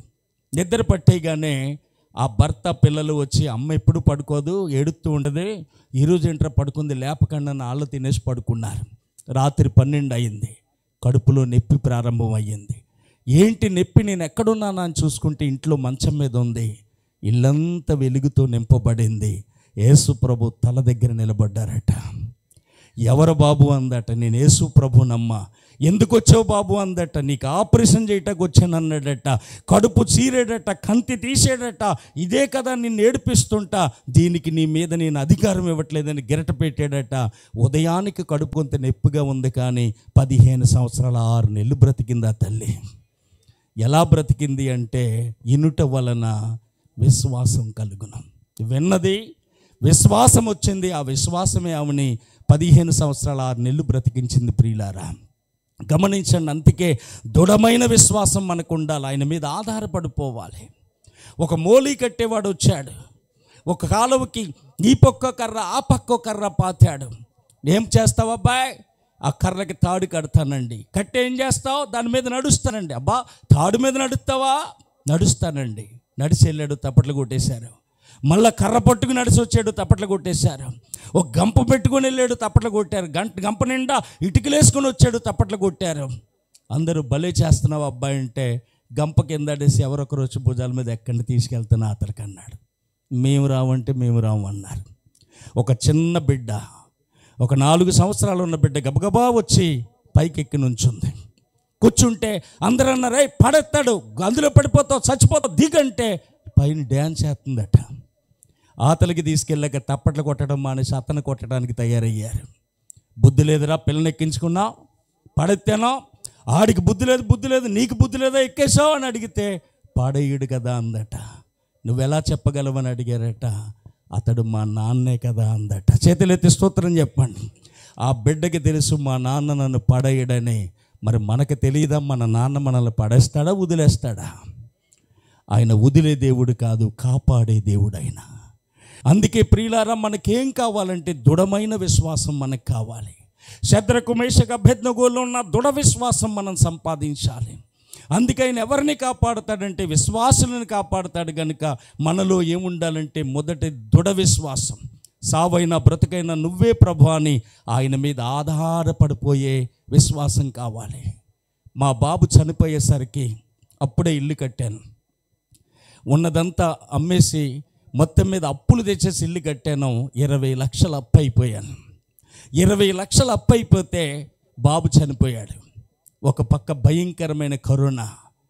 బాధపడి లోపల ఏడుస్తూ ఉంటే బంధువులు వచ్చి వాదారుస్తూ, ఏడొద్దు అని వాదారుస్తూ వెళ్ళిపోతూ ఈ టైంలో అడగకూడదు కానీ కొంచెం డబ్బులు అవసరం చూడనేవారు. అది ఇంకా బాధ పెట్టేది. ఇవ్వాలి కదా వాళ్ళకి. కానీ కొంతమంది వచ్చి అన్నారు, గొప్ప కట్టేసావు ఇల్లు, అప్పులయ్యో, ఇప్పుడు ఎలా తీరుతావు, ఏమిటి తీరుతావు, ఇల్లు అమ్ముకోవాలన్నారు. నా దేవుడు ఇల్లు అమ్మే దేవుడు కాదు. నన్ను నమ్ముకున్న పిల్లలు ఎన్నడూ సిగ్గు నొందరని వాగ్దానం ఇచ్చాడు. ఆయన సిగ్గుపరిచే దేవుడు కాదు. మరి ఏం చేస్తావు? వెంకటాయపాలెంలో మా చర్చి పక్కనే 2 సెంట్లు పట్టా భూమి కొన్నాను. ఆ భూమి కొని 4 లక్షలకు కొని 3,90,000 కొని 2 లక్షలు పెట్టుబడి 2 రూములు వేసి 2 బాత్రూములు కట్టించాను. ఆ పక్కన 6 సెంట్లు స్థలం చర్చు, కతిమ 2 సెంట్లు పక్కన ఉంటుంది కదా అని 6 లక్షలు అయ్యింది, 10,000 తక్కువ. అది అమ్మేస్తానన్నాను. అది అమ్మేస్తే ఎంత వచ్చేస్తుందని 4 రావచ్చు, 5 రావచ్చు, 6 కూడా రాదు అన్నారు అందరూ కూడా. నా దేవుడు నన్ను సిగ్గుపరచడు, నాకు కావలసినంత రప్పిస్తాడని ఒక రాత్రి అయిన పాదాలు పట్టుకొని, దేవా ఏం చేసినా నీ చిత్తమే, ఉంచమంటావా అమ్మేయమంటావా, ఒక 10 లక్షలు నాకు ఇస్తే అది అమ్మేయమన్నట్టు, లేదంటే ఉంచమన్నట్టు అని ప్రార్థన చేసి దేవుని మీద ఆధారపడితే 14 లక్షలు వచ్చిందండి. ఆ 14 ఆ డబ్బులు ఈ డబ్బులు పోగొట్టి డబ్బులు అప్పు కట్టాను. నన్ను అన్న వాళ్ళందరూ ముక్కు మీద వేలేసుకున్నారు. నీ దేవుడు చాలా గొప్పవాడు. ప్రియులారా, దేవుడు విడిచిపెట్టాడు, ఆయన కాపాడుతూ వస్తున్నాడు. కనుక నీలో నాలో ఉండవలసింది ఏంటంటే దృఢ విశ్వాసం మనకు ఉండాలి. రెండవదిగా రోమాపత్రిక 4వ అధ్యాయం 20వ వచనంలో అతడు అవిశ్వాసం వలన బలహీనుడు కాక విశ్వాసమందు బలవంతుడయ్యను అని రాయబడింది. అక్కడ ఎవరి కోసం అంటే మన పితరుడైన అబ్రహాము కోసం రాయబడింది. అబ్రహాముకున్న విశ్వాసం అట బలమైన విశ్వాసం అట. ఏమంటే ఆయనకున్న విశ్వాసం బలమైన విశ్వాసం అట. అబ్రహామును 12వ అధ్యాయంలో దేవుడు పిలిచాడు, 15వ అధ్యాయంలో పలకరించాడు, 17వ అధ్యాయంలో హెచ్చరించాడు, 21వ అధ్యాయంలో బిడ్డనిచ్చాడు, 22వ అధ్యాయంలో బిడ్డను తెచ్చి బలిచ్చేయమన్నాడు.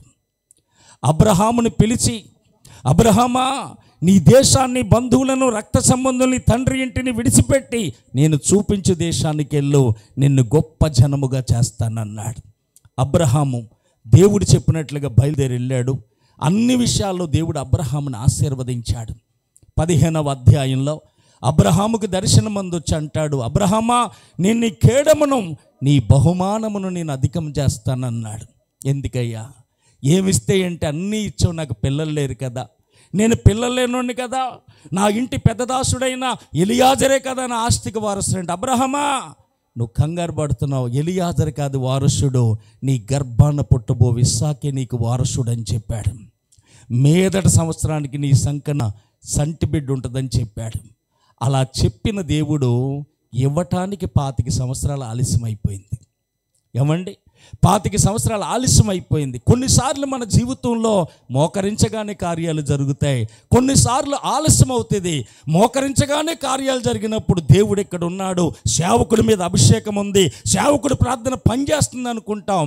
కార్యాలు జరగకపోతే ఈ నల్ల దేవుడు ఇక్కడ లేడు, సేవకుడు కూడా అంత భక్తిగా ఉండలేదు ఈ మధ్య, మరి చూసొచ్చు నువ్వు కదా అని చెప్పి అలోమని గోల. కార్యాలు జరిగితే ఒక మాట, జరగకపోతే ఒక మాట. ఆయన ఎందుకు ఆలస్యం చేస్తున్నాడంటే నిన్ను కరుణించవలనని ఆలస్యం చేస్తున్నాడట, నీ యందు దయ చూపవలనని ఆలస్యం చేస్తున్నాడని యెషయా గ్రంథం 30:18లో రాయబడింది. కనుక గమనించండి ప్రియులారా, కొన్నిసార్లు ఆలస్యం అవుతుంది, కొన్నిసార్లు వెంటనే జరుగుతాయి.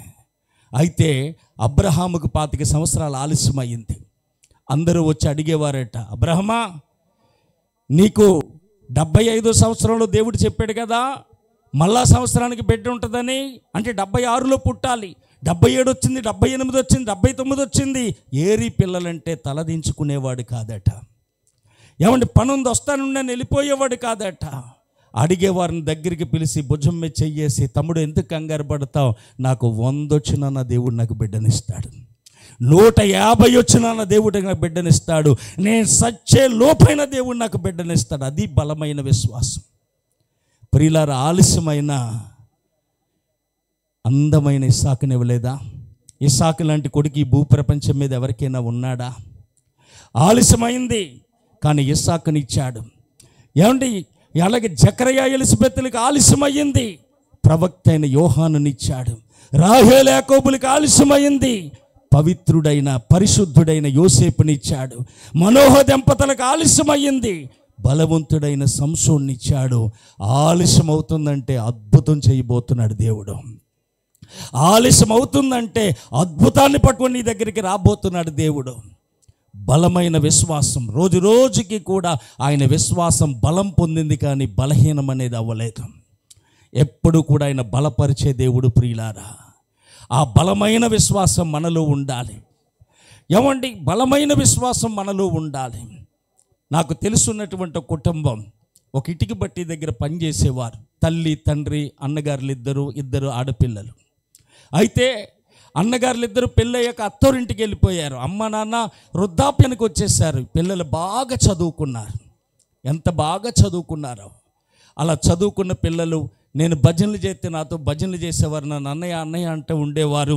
తర్వాత నేను ప్రభువుని నమ్ముకున్నానని ప్రభువుని నమ్ముకున్న తర్వాత వాళ్ళు బాప్తీసం పొందారు. అది అన్నగారులకు ఇష్టం లేక పెళ్లి చేయటానికి చాలా ఇబ్బంది అయిపోయింది. ఆ బిడ్డకి పెద్ద వయసు వచ్చింది. పెళ్లి చేయటానికి చాలా ఇబ్బంది అయిపోయినప్పుడు నేను ఒకటే చెప్పాను, మీరు కట్నం ఎంత ఇవ్వగలరండి, నేను చూస్తాను సంబంధం. ఎంతో చెప్పారు వాళ్ళు ఇస్తానని. ఆ తర్వాత సంబంధాలు చూస్తుంటే ఏ సంబంధము సెట్ అవ్వలేదు. తర్వాత ఒకరోజు ఒక సంబంధం సెట్ అయితే ఆ దైవజనుడికి సంబంధం మాట్లాడిన తర్వాత ఆయన తీసుకెళ్ళి చక్కగా పెద్ద స్టేజ్ చేసి పెళ్లి చేసుకున్నాడు. పెళ్లి చేసుకున్నటువంటి ముందు ఆ పాపకు చాలా నిరాశ ఉండేది. కానీ ఈ రోజున భీమవరం పట్టణంలో అద్భుతమైన సేవ చేస్తున్నారు. తన చెల్లికి కూడా ఇంకో దైవజనుడికి ఇచ్చి పెళ్లి చేసింది. నాన్న చనిపోయాడు, అమ్మను తీసుకెళ్ళింది. ఈరోజు అనేక మందిని పోషించే బిడ్డగా చేశాడు. దేవుడు ఎప్పుడు ఆలస్యమైన అద్భుతం చేసే దేవుడు ఆయన. ఆలస్యం అవుతుందని నిరాశ పడకూడదు, కానీ దేవుని యందు బలమైన విశ్వాసం మనకు ఉండాలి. అందుకే అబ్రహాం విశ్వాసం బలమైనదట. 25 సంవత్సరాలు ఆలస్యమైపోయినా కానీ విశ్వాసంలో ఎక్కడ తొట్టెళ్ళలేదు, సన్నగెళ్ళలేదు, బలంగా ఉన్నాడు. కనుక అది బలమైన విశ్వాసం అని రాయబడింది. ఆదికాండం 21వ అధ్యాయంలో తండ్రి ఆ 25 సంవత్సరాలు అయ్యాక వాగ్దానాన్ని నెరవేర్చి ఇస్సాకునిచ్చాడు. అక్కడ సారమ్మ అనుకుంది, వృద్ధాప్యంలో పుట్టాడు కనుక అందరూ నవ్వుతారని, నవ్వు అని అర్థం వచ్చే పేరుని ఇస్సాకు అని పేరు పెట్టింది. ఆ 21:8 పిల్లవాడు పాలు విడిసిన తర్వాత గొప్ప విందు చేశాడట. ఆ విందు పూర్తయిన తర్వాత ఆ బిడ్డ మీద ఎంతో ఆశ పెట్టుకొని వాళ్ళు నిద్రపోతూ ఉండగా దేవుడు అంటున్నాడు, అబ్రహామా చిత్తం ప్రభా చెప్పండి, నీవు ప్రేమించు ఇస్సాకుని తీసుకొచ్చి మొరియా దేశంలో ఒక పర్వతం మీద బలిగా ఇచ్చాయి. అదేంటి ప్రభా? 25 సంవత్సరాలు ఎదురు చూశాను ప్రభా, లేక పుట్టాడు ప్రభా, ఎలాగిచ్చేయమంటాకి నీకు నోరెలా వచ్చిందయ్యా అని అనలేదు. అబ్రహాం ఏమన్నాడో తెలుసా? నీకంటే ఎక్కువ నేను దేన్ని ప్రేమించట్లేదు. నా బిడ్డను ప్రేమిస్తున్నాను అనుకుంటున్నావేమో, లేదు, నువ్వు ఇచ్చేయమంటున్నావు, ఇచ్చేస్తానన్నాడు. అంతే. బిడ్డను తీసుకొని వెళ్ళాడు. మొరియా పర్వతానికి వెళ్ళి కట్టెలు పేర్చి బిడ్డ కాళ్ళు చేతులు కట్టేసి ఆ కట్టెల మీద పడుకోబెట్టి కత్తెత్తాడు నరకటానికి. వెంటనే దేవుడు అన్నాడు, ఆగు అబ్రహామా, ఇందుని గూర్చి నువ్వు దేవుడికి భయపడేవాడు అన్న సంగతి నాకు అర్థమవుతుంది. ఆ పిల్లవాడిని ఏమీ చేయకు సుమా. అబ్రహాం పక్కకు చూస్తే కొమ్ములు తొలుక్కున్న పొటేళ్ళు వెనక భాగం కనపడిందట. మోషేకు కూడా దేవుడు ఏ భాగాన్ని చూపించాడు? వెనక భాగమే చూపించాడు. కనుక వెనక భాగం కనపడితే ఆ పొట్టేల్ని తీసుకొచ్చి ఇస్సాకు కుమారుగా బలిచ్చి ఆ కొడుకుని అమాంతంగా కౌగలించుకొని ముద్దు పెట్టుకొని ఇంటికి వెళ్ళిపోయాడు. అందుకే యాకోబు పత్రిక 2:23 రాయబడిన మాట, ప్రియులారా, అబ్రహాము దేవుని నమ్మెను, అది అతనికి నీతిగా ఎంచబడెను, మరియు దేవుని స్నేహితుడని అబ్రహాముకు పేరు పెట్టెను అని రాయబడింది. అబ్రహాం విశ్వాసం ఎలాంటిదో తెలుసా? బిడ్డే కానీ బూడిదైపోతే ఆ ముసల తండ్రి దోషుడు బూడిద తీసుకొని దేవుడి దగ్గరికి వచ్చి, ఈ స్వరం ఇదిగో ఈ బూడిదలోంచి ఇస్సాకు అనే స్వరం వినబడుతుంది, నాకు ఇస్సాకు కావాలి అని ఆ దోషుడు బూడిదని ఆయన పాదాల దగ్గర వేస్తే ఆ దోషుడు బూడిదని కొన్ని కోట్ల ఇస్సాకులుగా చేయటానికి ఆయన సమర్థుడని నమ్మాడట. అలాంటి బలమైన విశ్వాసం నీకు నాకు కావాలి. దృఢ విశ్వాసం మనకు కావాలి, బలమైన విశ్వాసం మనకు కావాలి. ఇక మూడవదిగా చూడండి, మత్తయి సువార్త 15వ అధ్యాయం 21వ వచనంలో తూరు సీదోనుల ప్రాంతం నుంచి ఒక స్త్రీ వచ్చింది. అక్కడికి వెళ్తే కానాను స్త్రీ. తూరు సీదోనుల ప్రాంతానికి యేసయ్య వాక్యం చెప్పడానికి వెళ్తే, సువార్త చేయడానికి వెళ్తే కానాను స్త్రీ వచ్చింది. కానానీయులు శపించబడిన జాతి. వారు వచ్చి, నా బిడ్డ దెయ్యం పట్టిపో బాధపడుచున్నది, స్వస్థపరచు నాయన. యేసయ్య ఒక్క మాట కూడా మాట్లాడలేదట.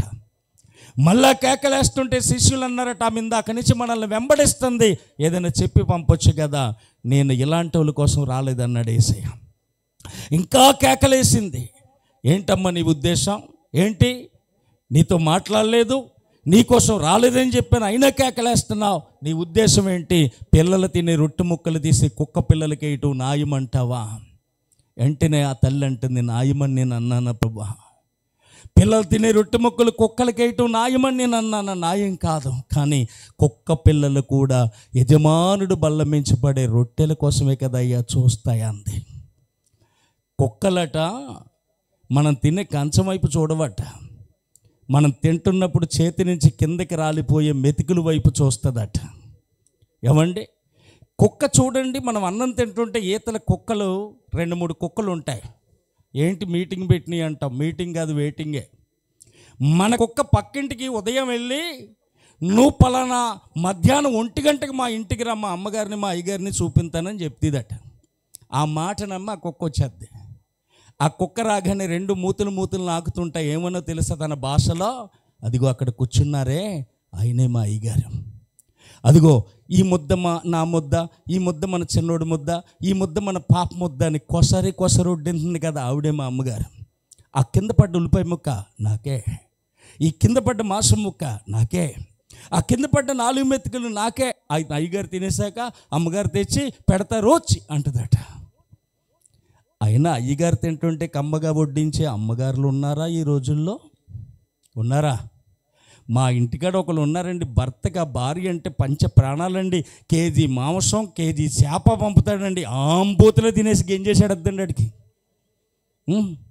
ఆంబూతులో తినేది, అది నోరో చెరువో నాకు తెలియట్లేదు, కడుపో చెరువో ఏమండి. ఆంబూతులో తినేసి అక్కడ గురకెడితే మా ఇంటికి కనబడితే ఏమండి. గమనించండి ప్రియులారా, అమ్మగారు వండితేనట ఏమండి, అమ్మగారు కొసరు వడ్డించి అమ్మగారులు రుచిగల భోజనం పెట్టి అమ్మగారు లేరు. ఇప్పుడు అంతా రెడీమేంటే ఏమండి. వచ్చేటప్పుడు 2 పలావులు, 2 చికెను, సాంబారు, పెరుగు, ఓ పేపర్ ఎట్టండి. ఎందుకు? చేతులు కడుక్కోలేము, తిన్న తర్వాత తుడిసేసి పాడేద్దాం. ఏమండి, రెడీమేడ్ ఫుడ్ ఇలా తయారయ్యారు చాలామంది. అప్పుడు ఆ భార్యట అన్నం పెట్టేటప్పుడు అమ్మలా మారిపోవాలట, సలహా ఇచ్చేటప్పుడు మంత్రిలా మారిపోవాలట, పడకటింట్లో రంబలా మారిపోవాలట. ఏమండి, ఎందుకంటే దేవుడు అంటే ఒక ఆయన చెప్పాడు, దేవుడు అన్ని చోట్ల ఉండడు గనుక అమ్మను కలగజేశాడట. దెయ్యం కూడా అన్ని చోట్ల ఉండదు కనుక పిల్లాన్ని కలగజేసిందట. ఏమండి, అందుకని ప్రియులారా గమనించండి, అన్నం పెట్టేటప్పుడు అమ్మలా కడుపు తడవాలి. పెద్దలు అంటారు, భార్య జేబి తడుంతుంది, అమ్మ కడుపు తడుంతుంది. కడుపు నిండా అన్నం పెట్టాలి. ఏమండి, ఆలోచన చెప్పేటప్పుడు మంత్రిలా మంచి సలహా ఇవ్వాలి. 2 పెళ్ళి అయిందట. ఫస్ట్ నైట్ జరుగుతుంటే ఎలకలు అడావడి చేస్తున్నాయట. ఏంటని అల్లిపోయింది ఆ పిల్ల. ఆడంటున్నాడు, ఎలకలో ఏం అల్లిపోకో, చాలా మందులు ఆడాను కానీ ఒకటి సావట్లేదు, ఏదైనా మంచి ఆలోచన అంటే ఆవిడందట 5 లీటర్ పెట్రోల్ రాయండి, ఇల్లంటి చేద్దామందట. ఎలాంటి ఆలోచన చూడండి, దరిద్రమైన ఆలోచన. జ్ఞానవంతురాలు ఇల్లు కట్టుకుంటుందట, మూర్ఖురాలు ఇల్లుని ఓడబిరుక్కుంటుందట. మన ఆలోచన మంచిది అవ్వాలి. కనుక ప్రియులారా, భర్తను గౌరవించే స్త్రీలు లేరు ఈరోజు, భర్తకు లోబడే స్త్రీలు లేరు ఈరోజు. వాక్యం అంటుంది, స్త్రీలారా మీ స్వపురుషులకు లోబడండి, పురుషులారా మీ భార్యలను ప్రేమించండి. లోబడటాక వాళ్ళు లోబడతలేదు, వీళ్ళు ప్రేమించట్లేదు. ఈడు మిరగాయల బండికి బజ్జీలు కాడ కూర్చొని మేకలా తినేస్తాడు కానీ 10 రూపాయలు జిలాబీ తేడు పెళ్ళానికి, 4 బజ్జీలు తేడు పెళ్ళానికి, ఆడి తిండే. ఈవిడేమో ప్రేమించదు. నేను ఎక్కడికి వెళ్ళినా ప్రార్థనకి మగోళ్ళు వస్తారు, తాగుడి నుంచి విడుదల అయ్యేలా ప్రార్థన చేయండి అంటారు. ఒక ఆవిడ వచ్చి నా కోసం ప్రార్థన చేయండి. ముందు వచ్చి నా కోసం ప్రార్థన చేశాను, మా ఓడి కోసం ప్రార్థన చేయండి. మీ ఓడు ఎవరన్నాను, ఎవరంటే వీడు మా ఆయన అంది. వాళ్ళ ఆయన ఊడట. ఒక ఆవిడ వచ్చింది, మా ఊడిపోయినాడు వచ్చాడా, మా ఊడిపోయినాడు. ఇక్కడ మొగుడు ఊడిపోయినాడా? చాలా గౌరవం ఉండాలి, భర్తకు లోబడాలి. ఎందుకంటే పురుషునికి శిరస్సు దేవుడు, స్త్రీకి శిరస్సు పురుషుడు. పురుషునికి కిరీటం భార్య. శిరస్సు లేకపోతే నీకు ఇలువ లేదు, కిరీటం లేకపోతే నీకు ఇలువ లేదు. భార్యలు లోబడాలి, భర్తలు ప్రేమించాలి. ఇది సత్యం. కనుక అన్నం పెట్టేటప్పుడు అమ్మలా మారిపోవాలి, కొసరి వడ్డించే వాళ్ళ ఉండాలి. మనం ఏం చేస్తాం, పెట్టుకోండి అక్కడ ఉన్నాయన్నీ పెట్టుకోండి. మళ్ళీ గట్టిగా అడిగితే డైనింగ్ టేబుల్ ఎందుకో పెట్టుకొని తింటాక, డైనింగ్ టేబుల్ అక్కడ ఉన్నాయిగా పెట్టుకొని తిను. మరికొంతమంది అంటారు, ఏమన్నా తెలుసా, నువ్వు తానం ఆడేసి నాకు నీ ఇల్లు ఆడైపోయి మీద చేతులు అడిపోయినాయి. నాకు ఒక ఆవిడ పిన్ని దూరం చుట్టాం, మీ చిన్న చాలా మంచోడు రా అంది. ఎంత మంచోడు అన్నాను, కాలు కూడా నొక్కెత్తాడు రా అంది. నీ కాలు చేయబడిపోతే ఎలాగ నొక్కుతాడు. అన్నీ బాగుండగా ఎందుకు ఆయన నేర్పించడం? జాగ్రత్త సుమా, వాక్యం బాగా చదువుకొని దేవుడు చెప్పినట్లుగా జ్ఞానంతో పురుషుడు కాపురం చేయాలి, పవిత్రతతో భర్తను రాబట్టుకోవాలి. వాక్యం చదివితేనే కుటుంబం కట్టబడద్ది. వాక్యం మీద ఇలువ లేకపోతే ఏమాత్రం కుటుంబం కట్టబడదు. అందుకే ఈ స్త్రీ అంటుంది, ఇదిగో కుక్క పిల్లలు కూడా యజమానుడు బల్లమించబడే రొట్టెల కోసమే కదా చూస్తాయి. దాసుడు కన్నులు యజమానుని తట్టును, దాసి కన్నులు యజమానురాలు చేతు తట్టు చూసినట్లు ఆయన మనల్ని కరుణించే వరకు ఆయన వైపే చూడాలని ఉంది వాక్యంలో. ఆయన యజమానుడైన, నేను యజమానునైతే నా రావలసిన ఘనత యామాయను అన్నాడు మలాకీలో. ఆయన యజమానుడైన ఆయన తట్టే చూడాలి. చూడండి, పాలేరు చక్కబెట్టేసన్ని అయ్యగారు వెళ్ళిపోతున్నానండి అంటాడు. ఎల్రా పొద్దున బేగరా, అయ్యగారు వెళ్ళిపోతున్నానండి అంటాడు. ఎల్రా పొద్దునరా, వెళ్ళిపోతున్నానండి అంటాడు. అంటే ఆడ ఆలోచన అంతా జేబులోంచి ఏమన్నా తీసి 10 రూపాయలు ఇస్తారేమో ఈయనని ఆ చెయ్యేపే చూస్తాడు. పని మనిషి అన్నీ చేసి వెళ్ళిపోతా అమ్మగారు వెళ్తున్నాను వెళ్దో అలా చూస్తుంది. ఎందుకంటే గారి లేషన్గా లోపల 2 గారి ముక్కలైనా పెడుతుంది పిల్లకి. అలాగ మనం పరమ యజమానుడైన యేసు వైపు చూడాలట.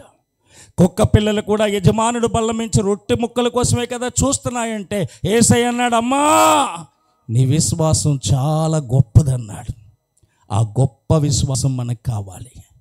ప్రియులారా, షద్రకు మేషకు అబేద్నెగోలో ఉన్న దృఢ విశ్వాసం, అబ్రహాంలో ఉన్న బలమైన విశ్వాసం, కానాను స్త్రీలో ఉన్న గొప్ప విశ్వాసం మనకు ఉండాలి. అది అంతము వరకు, చచ్చిపోయేంత వరకు దాన్ని మనం కాపాడుకోవాలి. విశ్వాసం ఎందుకు? హెబ్రీ పత్రిక 11:6, విశ్వాసం లేకుండా దేవుడికి ఇష్టలై ఉండుట అసాధ్యం, అది జరగని పని. దేవుని యొద్దకు వచ్చేవాడు ఆయన ఉన్నాడని, తను వెతికే వారికి ఫలము దయచేస్తాడని నమ్మవలను కదా. నమ్ముట నీ వలనైతే నమ్మువానికి సమస్తము సాధ్యం. అసలు విశ్వాసం అంటే ఏమిటి? హెబ్రీ పత్రిక 11:1 విశ్వాసం అనేది నిరీక్షింపబడ వాటి నిజస్వరూపమును, అదృశ్యమైనవి ఉన్నవి అనటానికి రుజువునై ఉన్నది. లేని దాన్ని ఉన్నది అని నమ్మటమే విశ్వాసం. నమ్మాలి. అది లేదు కాదు నమ్మాలి. గర్భఫలం లేని చెల్లాయిలు నాకు గర్భఫలం ఇయ్యని అడగండి, ఇచ్చినందుకు వందనాలని చెప్పండి. మరలా సంవత్సరం సంకట బిడ్డను ఎత్తుకుంటాం. ఇల్లు లేని వారు నాకు ఇంత మంచి ఇల్లు ఇచ్చినందుకు వందనాలని చెప్పండి, దేవుడు ఇల్లు ఇస్తాడు. ఏమండి, ఆరోగ్యం లేని వారు నాకు ఆరోగ్యం ఇచ్చినందుకు వందనాలని చెప్పండి, దేవుడు ఆరోగ్యం ఇస్తాడు. ఏదైనా సరే లేనిది ఉన్నది అని నమ్మటమే విశ్వాసం. నమ్మాలి ప్రియులారా, నమ్మాలి. నేను 1,80,000 అప్పులు అయిపోయాను. ప్రభు దగ్గరికి వచ్చేసరికి అప్పులైతే దేవుడు మహాకృప. ఒకరోజు చర్చిలో ఉన్నాను. ఈ అప్పులో ఎక్కడైనా కనపడితే నేను దూరంగా పారిపోయేవాడిని, కనపడేవాడిని కాదు. వాళ్ళు ఏమనుకునేవారంటే వీడు ఎలాగా దొరకడు ఉత్తు రోజులని ఆదివారం వచ్చేవారు. ఆదివారం వచ్చి ఈతలు కూర్చుండేవారు. మా చిన్న తాటాకిల పాక ఎలా చూస్తే కనపడేవారు. చాలా భయం వేసేది. ఒక 2-3 సార్లు భయపడ్డాను. తర్వాత మొండోని అయిపోయాను. బయటకు వచ్చి మన వాళ్ళందరూ తిన్నారా, ఎప్పుడు వచ్చారని అడిగేవాడిని. నీ ముఖానికి సిగ్గులేదేంట్రా అనేవారు. ఏమండి, ఒక్కొక్కడని కూడా అసలు ఎప్పుడు ఇస్తావురా, ఇస్తాను. దేవుడు ఒక ప్రేమలో తప్ప దేనిలో అచ్చుండొద్దు అన్నాడు. మీ డబ్బు మీకు ఇచ్చేస్తానని చెప్తే కొంతమంది నవ్వుకుంటూ వెళ్ళేవారు, కొంతమంది తిట్టుకుంటూ వెళ్ళేవారు, కొంతమంది అయితే ఈ కాలర పట్టుకొని అంత దూరం లాగితే మోకాళ్ళు కానించి కొట్టుకుపోయిన రోజులు ఉన్నాయి. అమ్మ పెళ్ళమని తిడితే ఒకరోజు గుళ్ళోకి వెళ్ళి ఎక్కెక్కిపడి ఏడుస్తున్నాను. నా ఆత్మీయ తండ్రి అన్నాడు, నీకు రోషం ఉంటే, నీకు సిగ్గుంటే, నీకు పౌరుషం ఉంటే, నీకు విశ్వాసం ఉంటే అప్పులు తీర్చని అడక్కు, నా అప్పులు తీరిపోయినందుకు వందనాలని చెప్పి ప్రార్థన అన్నాడు. 4 నెలల 15 రోజులు ఒకటే ప్రార్థన, నా అప్పులు తీరిపోయినందుకు వందనాలు, తీరిపోయినందుకు వందనాలు, తీరిపోయినందుకు వందనాలు. 4 నెలల 16వ రోజున అప్పులన్నీ తీర్చేశాడు దేవుడు. ఒక ట్రాక్టర్ కొనుక్కున్నాను, రాత్రి చెప్పాను. ఒక ఆటో కొనుక్కున్నాను. ఆటో ద్వారా, ట్రాక్టర్ ద్వారా ఉన్న అప్పులన్నీ కట్టేయడానికి దేవుడు సహాయం చేశాడు. అన్నీ తీర్చేశాను. ప్రార్థన చేసుకుంటుంటే దేవుడు ఎమ్మెల్యే గారు కూడా తిరిగినప్పుడు తెచ్చిన సిండికేట్ బ్యాంకులో 50,000 చూపిస్తున్నాడు. 50,000 చూపిస్తుంటే నేను అన్నాను, ప్రభా అది కొట్టించే ప్రభా. కొట్టేను, కట్టేసిరా అన్నాడు ఆయన. లేదు ప్రభా కొట్టించే ప్రభా, లేదు కట్టేసిరా అన్నాడు ఆయన. వెళ్ళాను బ్యాంక్కి. మేనేజర్ గారు ఉన్నారు. ఆ మేనేజర్ గారు ఉంటే ఎవరు కావాలంటే మేనేజర్ గారు అన్నాను. అనగానే ఆయన ఎర్ర దొండపండులాగా ఉన్నాడు. లోపలికి వెళ్ళాను. ఎవరు నీ పేరంటే నా పేరు బట్టీసేనండి, మీ దగ్గర 50,000 పట్టుకెళ్ళానంటే అతను ఎట్ట వచ్చినట్టు తిట్టాడు. అతను ఎట్ట వచ్చినట్టు తిట్టి ఆయన 50,000కి 1,31,000 అయింది కట్టుకదులు అన్నాడు. నేను అలా ఉండిపోయాను. సంతకం పెట్టి అంటున్నాడు. పెడితే మళ్ళీ ముప్పురా బాబు అని సైలెంట్గా వచ్చేసాను. నేను వచ్చేసానని కక్షతో ఆయన ఇల్లు యాలం వేయబడును అని నోటీస్ పంపాడు. ఆ నోటీస్ పట్టుకుని మా ఫ్రెండ్ వచ్చి నిన్ను ఎవడెళ్ళమన్నాడు రా ప్రభు దగ్గరికి, అక్కడికి మేనేజర్ గారి దగ్గరికి అంటే నా ఏసై వెళ్ళమన్నాడని చెప్పాను. ఏసై తీరుతాడులే అన్నాడు. వెళ్ళండి, ఆయనే తీరుతాడు, మీరేం తీరుతారు? యెహోవా పట్టణాన్ని కాపాడని ఎడల కాయువారు మేలుకొని ఉండుట వ్యర్థం, ఆయనే కాపాడుతాడు, వెళ్ళండి అన్నాను. వెళ్ళిపోతున్నప్పుడు మా అమ్మ అన్నది, ఏంటి బాబు ఏం జరిగింది అంది. నీ కొడుకు మహాభక్తుడట, పైనుంచి దిగొచ్చాడు, ఆ బ్యాంక్ మేనేజర్ని కదిపెడి వెళ్ళి పడుకుని గాడిదని లేపి తండించుకున్నట్టు అయ్యిందని చెప్పాడు. మా అమ్మ అంది, పెద్దోడా కొంచెం మనం భూమి మీద నిలబడాలి. నేను నిలబడను, నా దేవుడు ఉన్నాడు, తీరుస్తాడు. అయితే రోడ్డు పాలు చేస్తావా మమ్మల్ని? నా దేవుడు రోడ్డు పాలు చేయడం, ఇల్లు అమ్మనివ్వడు, దేవుడు తీరుస్తాడని చెప్పాను. ఆ లెటర్ పట్టుకెళ్ళప్పటికి వాక్యం తెలదు నాకు. హిజ్కియాకు లెటర్ వచ్చినప్పుడు దేవాలయంలో పరిచి చదివాడు హిజ్కియా, ఆ వాక్యం కూడా నాకు తెలియదు. ఆ లెటర్ పట్టుకెళ్ళి చిన్న పాకలో ఆ లెటర్ కింద పెట్టి, ప్రభా ఇది నా బ్రతుకని ప్రార్థన చేశాను. 3 రోజులు ఉపవాసం ఉన్నాను. అప్పుడు మళ్ళీ బ్యాంక్కి వెళ్ళాను. బ్యాంక్కి వెళ్ళేసరికి ఒక ఆయన కూర్చున్నాడు. ఆయన శామంత సాయి రంగులో ఉన్నాడు. లోపలికి వెళ్తే ఎవరు కావాలన్నారు? మేనేజర్ గారు అన్నారు. నేనే మేనేజర్ని అన్నాడు.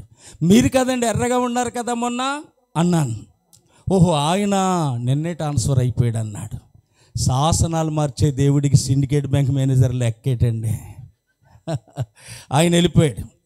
ఇప్పుడు ఈయన అన్నాడు, ఈయనేమంటున్నాడంటే, మరి 1,31,000 కట్టవా అంటే, లేదండి నేను పాడైపోయి ఉన్నానండి, ప్రభుని నమ్ముకున్నాను కాబట్టి నీతిగా కట్టాలనుకుంటున్నాను, ఎంతో కొంత తగ్గించండి అన్నాను. ఆయన అంటాడు, ప్రభుని నమ్మేనంటున్నావు, చచ్చిపోతానన్న మాట అనొచ్చా అన్నాడు. బాబు ఇది మన పౌరమే, అర్థమైపోయి మళ్ళీ వస్తానని ఇంటికి వచ్చి ఇంకో 2 రోజులు ప్రార్థన చేసి వెళ్ళాను. బ్యాంక్ మేనేజర్ గారు అన్నారు, ఎంత కడతావు? మీరు ఎంత కట్టమంటారో చెప్పండి. నేను 1 కోటి రూపాయలు కట్టమంటాను, కడతావు? మీరు అడగరు కదా. అడగనన్న నమ్మకం ఏంటి? నా కోసమే వచ్చారు కదా, నీ కోసం వచ్చానని నమ్మకం ఏంటి? నేను కట్టగానే వెళ్ళిపోతారు కదా అన్నాను.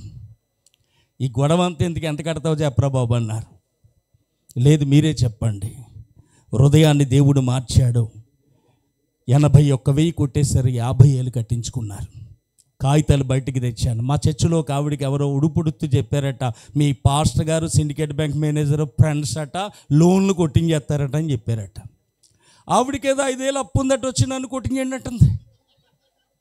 బాబోయ్ ఆయన అందరికీ కొట్టరమ్మా, మరి మీది కొట్టారట కదా, నాది కాబట్టి కొట్టారు, మీది కొట్టడం పెట్టి నాది కొట్టకపోవటం పెట్టి. గట్టిగా ఆయన కొట్టకపోతే చర్చి మానేద్దేమో. తీసుకొని వెళ్ళాను, ఆయన లేడు. కాకినాడ వలసపాకలు వచ్చేసారు ఆయన కాకినాడ COM డైరెక్టర్ గారైన విలియమ్స్ గారి బామ్మర్ది జాన్ బాబు గారిని దేవుడు వాడుకొని నా సొంత ఇంటిని దేవుడు నాకు ఇచ్చాడు. అప్పుల నుంచి నన్ను విడిపించాడు. కనుక ఆయన యందు విశ్వాసం ఉండాలి, లేని దాన్ని ఉన్నది అని నమ్మటమే విశ్వాసం. అలా నమ్మితే ప్రియులారా, విశ్వాసాన్ని మనం కాపాడుకుంటే దేవుడు మనల్ని కాపాడుతాడు. 2 తిమోతి పత్రిక 4:7 పౌలు గారు అంటారు, మంచి పోరాటం పోరాడను, నా పరుగు కడముట్టించాను, నా విశ్వాసాన్ని నేను కాపాడుకున్నాను. విశ్వాసాన్ని మనం కాపాడుకుంటే మనల్ని దేవుడు కాపాడుతాడు. విశ్వాసం మనం కాపాడుకోకుండా దేవుడు మనల్ని కాపాడడు. ఎక్కడి నుంచి కాపాడుతాడంటే, ఏమండి సామెతలు 3 రెక్కలు ఎత్తుతుంది, రెక్కలతో కప్పేస్తుంది. ఇప్పుడు గెద్దొస్తే పిల్లను పట్టుకోదు కానీ తల్లినే పొడుతుంది, అలా కాపాడుతుంది. కానీ పిలిచినప్పుడు అన్నీ రావు. కొన్ని టెంపర్ పిల్లలు ఉంటాయి. మేము కోడి పుట్టలేదా, మాకు రెక్కలేవా, ముక్కులేవా, తోకలేదా అని అవసరమైతే అమ్మని అడ్డు మీదకి ఎక్కి నుంచి ఉంటుంది. వస్తుంది అమాంతంగా ఎత్తుకుపోయి కొబ్బరి చెట్టు మొగులో పెట్టి ఒక పోటు పొడిచి పిల్ల ఆ పేగులు తీస్తే అమ్మా అంటది. అక్కడ ఉండి తల్లి కింద అల్లాడిపోతుంది. నా మాట విన్నప్పుడు మీ అక్క వచ్చింది, అన్నయ్య వచ్చాడు, తమ్ముడు వచ్చాడు, వాళ్ళు కాపాడబడ్డారు, నువ్వు వస్తే కాపాడబడదు అమ్మ, నీ మాటనికే నేను చచ్చిపోతున్నానమ్మా అని పిల్ల అంటది. ఆ తల్లే ప్రభు అయిన యేసయ్య. ఆ బిడ్డవి రాత్రి రక్షణ లేని నువ్వేమో చూసుకో. మరణం మన నగరములలో ప్రవేశించింది. ఈదులలో పసిపిల్లలు లేకుండా, రాజమార్గంలో యవ్వనులు లేకుండా వాళ్ళని హతమార్చడానికి మరణం మన కిటికీలను ఎక్కుచున్నది, మన నగరంలో ప్రవేశించిందని వాక్యంలో రాయబడింది. పాపం చేసిన మనిషి కోసం మరణం తిరుగుతుంటే ఆ మరణం నుంచి కాపాడటానికి యేసయ్య వచ్చాడు ఈ లోకానికి. కనుక ఈ రాత్రి ఆయన యందు విశ్వాసం ఉంచి, దృఢ విశ్వాసం, బలమైన విశ్వాసం, గొప్ప విశ్వాసం మనకుంటే దేవుడు మనల్ని కాపాడుతాడు. లేచి నిలబడదాం, లేచి నిలబడదాం. హల్లెలూయా, హల్లెలూయా, హల్లెలూయా. ప్రభువా నీకు వందనాలు, వందనాలు, వందనాలు. అందరూ లేచి నిలబడి కనులు మూసుకుందాం, కనులు మూసుకుందాం, కనులు మూసుకుందాం. ప్రభువా నీ కాపుదల్లో నేను ఉండాలి. ఈ రాత్రి నన్ను కాపాడండి ప్రభువా, నా కుటుంబాన్ని కాపాడండి ప్రభువా. నాయనా నన్ను కాపాడండి. యాకోబుని కాపాడుతానని చెప్పి కాపాడిన దేవుడో నన్ను కాపాడండి ప్రభువా. విశ్వాస వీరుల జాబితాలో నన్ను పెట్టండి ప్రభువా. నీ మీద ఆనుకోలేకపోతున్నానయ్యా. ఎదురుల మీద, నక్షత్రాల మీద, ముహూర్తాల మీద, రచయికుల మీద, యంత్రాల మీద ఆధారపడుతున్నాను, కానీ సృష్టికర్తవైన నీ మీద నేను ఆధారపడలేకపోతున్నాను. ఈ రాత్రి నువ్వు కాపాడుతానని నాకు వాగ్దానం ఇచ్చావు. కాపాడండి ప్రభా, కాపాడండి ప్రభా, కాపాడండి ప్రభా. అది నిప్పుల గుండమైనా, అది సావుగోతే అయినా, అది సింహాల బోనైనను, భక్తులు మాత్రం భయపడలేదయ్యా. అది నిప్పుల గుండమైనా, అది సావుగోతే అయినా, అది సింహాల బోనైనను, భక్తులు మాత్రం భయపడలేదయ్యా. కాపాడుటకు, రక్షించుటకు నీవే దేవుడవయ్యా. నన్ను కాపాడుటకు, రక్షించుటకు నీవే దేవుడవయ్యా. అది నిప్పుల గుండమైనా, అది సావుగోతే అయినా. చప్పట్లు కొడదాం.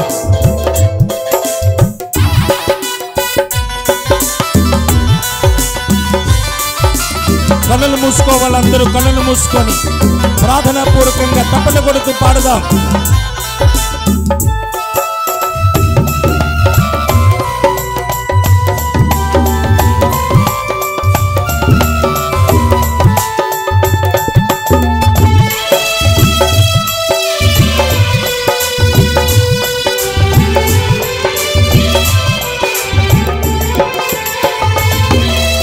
యోసేపు అన్నాలందరూ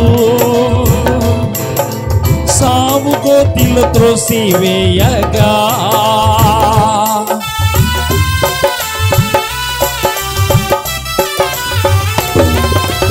యోసేపు అన్నాలందరూ సావు గోతిలో త్రోసివేయగా, ఐగుప్తు దేశమందున రాజుగా చేసిన దేవుడ నీవయ్యా. ఐగుప్తు దేశమందున రాజుగా చేసిన దేవుడ నీవయ్యా. కాపాడుటకు, రక్షించుటకు నీవే దేవుడవయ్యా. నన్ను కాపాడుటకు, రక్షించుటకు నీవే దేవుడవయ్యా. అది నిప్పుల గుండమైనా, అది సావుగోతే అయినా. చప్పట్లు కొడదాం.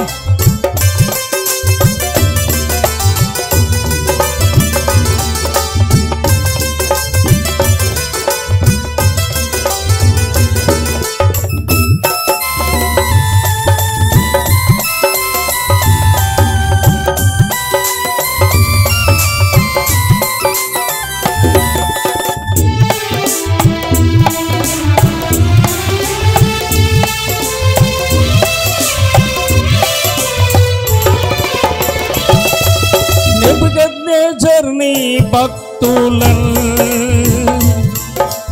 అగ్ని గోతిలో త్రోసివేయగా,